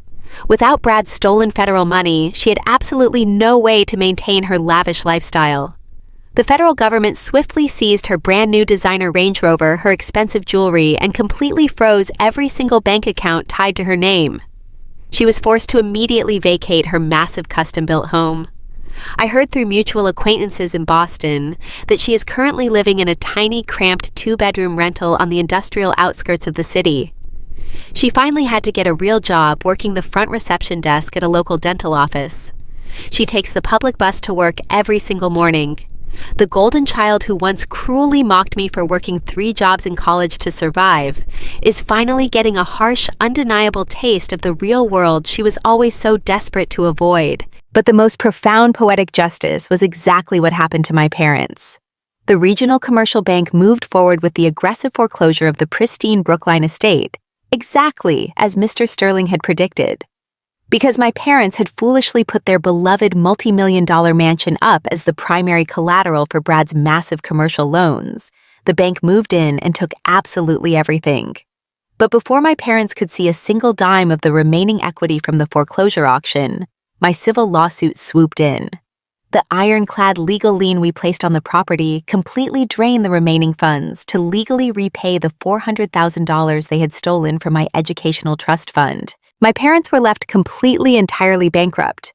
They lost their exclusive country club memberships. They lost their luxury vehicles. They lost all of their wealthy, high society church friends, who immediately cut all ties with them after the massive public scandal humiliated them in the middle of a dinner party. Today, my parents are renting a cramped, drafty 1-bedroom apartment in a highly undesirable neighborhood. It is exactly the kind of cheap, rundown apartment I lived in when I was 19 years old. It is the exact same type of apartment my mother outright refused to visit because she repeatedly said the neighborhood was far too depressing for someone of her elevated social standing. They are now completely reliant on Social Security checks and whatever small hourly wages my father can earn working as a low-level clerk at a local hardware store. The massive brick colonial house with the white columns is permanently gone. The deeply fake illusion of high society wealth is permanently gone.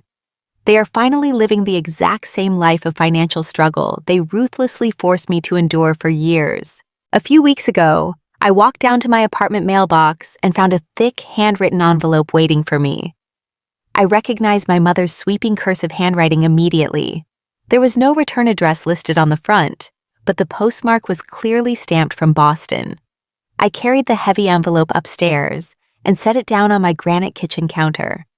I stared at it for a very long time before I finally decided to open it. It was a 5-page letter completely filled with desperate emotion and entirely lacking in any genuine accountability. My mother wrote at length about how incredibly hard things were for them now. She complained bitterly about the drafty windows in their new cheap apartment and how her health was rapidly declining from all the daily stress. She wrote that families should always forgive each other no matter what mistakes were made in the past. She stated that she and Dad were absolutely ready to welcome me back into their loving arms if I was simply willing to drop the civil financial judgments against them.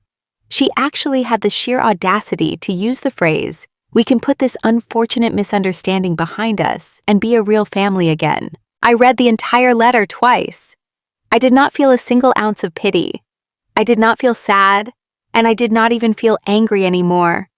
I just felt profoundly tired of her endless calculating manipulation. She was not genuinely sorry for what she had deliberately done to me. She was not sorry for stealing my future or demanding I commit federal treason. She was only sorry that she had finally been caught, and she was entirely desperate to regain access to my current financial stability. I walked slowly over to my kitchen sink, struck a match, and held the corner of the thick paper to the bright flame. I watched the 5 pages curl, turn black, and crumble into dark ash. I dropped the burning remnants into the stainless steel basin and turned on the cold water faucet, washing the ashes straight down the drain. I did not write her back. I did not call. That deeply toxic part of my life is completely and permanently over. Looking back on this entire incredible journey, I have realized something deeply profound about the true nature of family and the massive societal expectations we place upon it. For 28 long years, I operated under the fundamental belief that I was the primary problem. I was heavily conditioned to believe that love was a highly competitive transaction, a rare prize that could only be won if I simply worked harder, complained less, and sacrificed absolutely everything for the benefit of my parents and my sister. I quietly accepted their cruel remarks, their blatant financial theft, and their total emotional abandonment, because society constantly preaches that you only get one family, and you must remain totally loyal to them no matter the personal cost. But that is a completely toxic and highly destructive lie. Blood does not automatically entitle anyone to abuse you. DNA is nothing more than a simple biological accident. It is absolutely not a binding lifelong contract that forces you to silently endure endless exploitation. True family is not about who brought you into this world, or who you happen to share a last name with.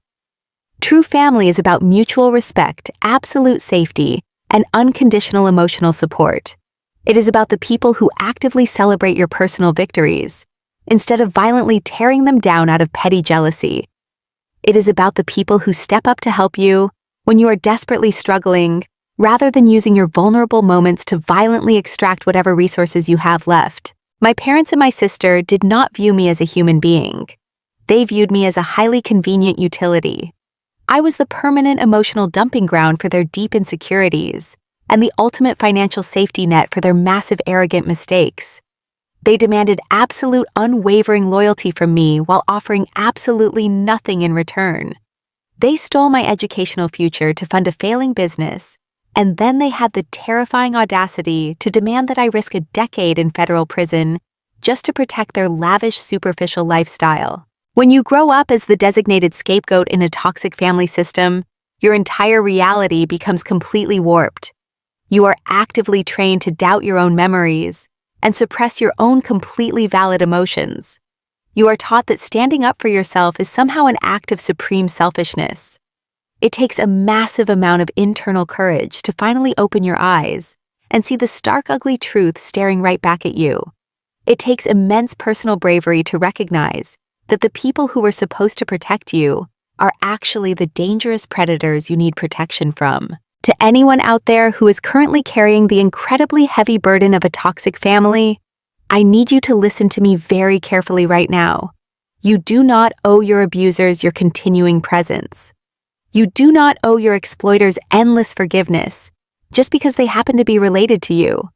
You are absolutely allowed to stand up, draw a hard, immovable line in the sand, and completely walk away. There is an incredibly powerful truth that I had to learn the absolute hardest way possible. You cannot heal in the same environment that broke you. Sometimes you have to let the bridge burn so they can never cross over to hurt you again. Walking away from your family is never an easy decision. It goes against absolutely everything we are taught to value in this world. But the absolute profound peace that follows the storm is worth every single moment of discomfort. The day I watched those federal agents walk into that country club ballroom, I did not just secure a major legal victory for the Department of Defense. I secured my own personal liberation. I successfully reclaimed the $400,000 future they had violently stolen from me, and I established a life completely independent of their toxic influence. I am completely thriving in my career in Washington. I am surrounded by dedicated colleagues who respect my professional integrity and wonderful friends who value my actual presence. I have built a beautiful life completely founded on absolute truth, hard work, and genuine human connection. I am no longer the unwanted daughter standing quietly in the dark shadows of a grand dining room. I am the absolute author of my own incredible destiny, and I will never let anyone write my story for me ever again, If you have ever had to cut ties with toxic family members who only valued you for what you could provide, I want you to know you are not alone. Boundaries are not betrayal, they are survival. Please hit that like button, subscribe, and turn on notifications to join our community. I would love to know who is watching today. Drop your city, state, or country and the current time in the comments below. Let us see how far this family reaches. Until next time, stay strong and never apologize for your own success.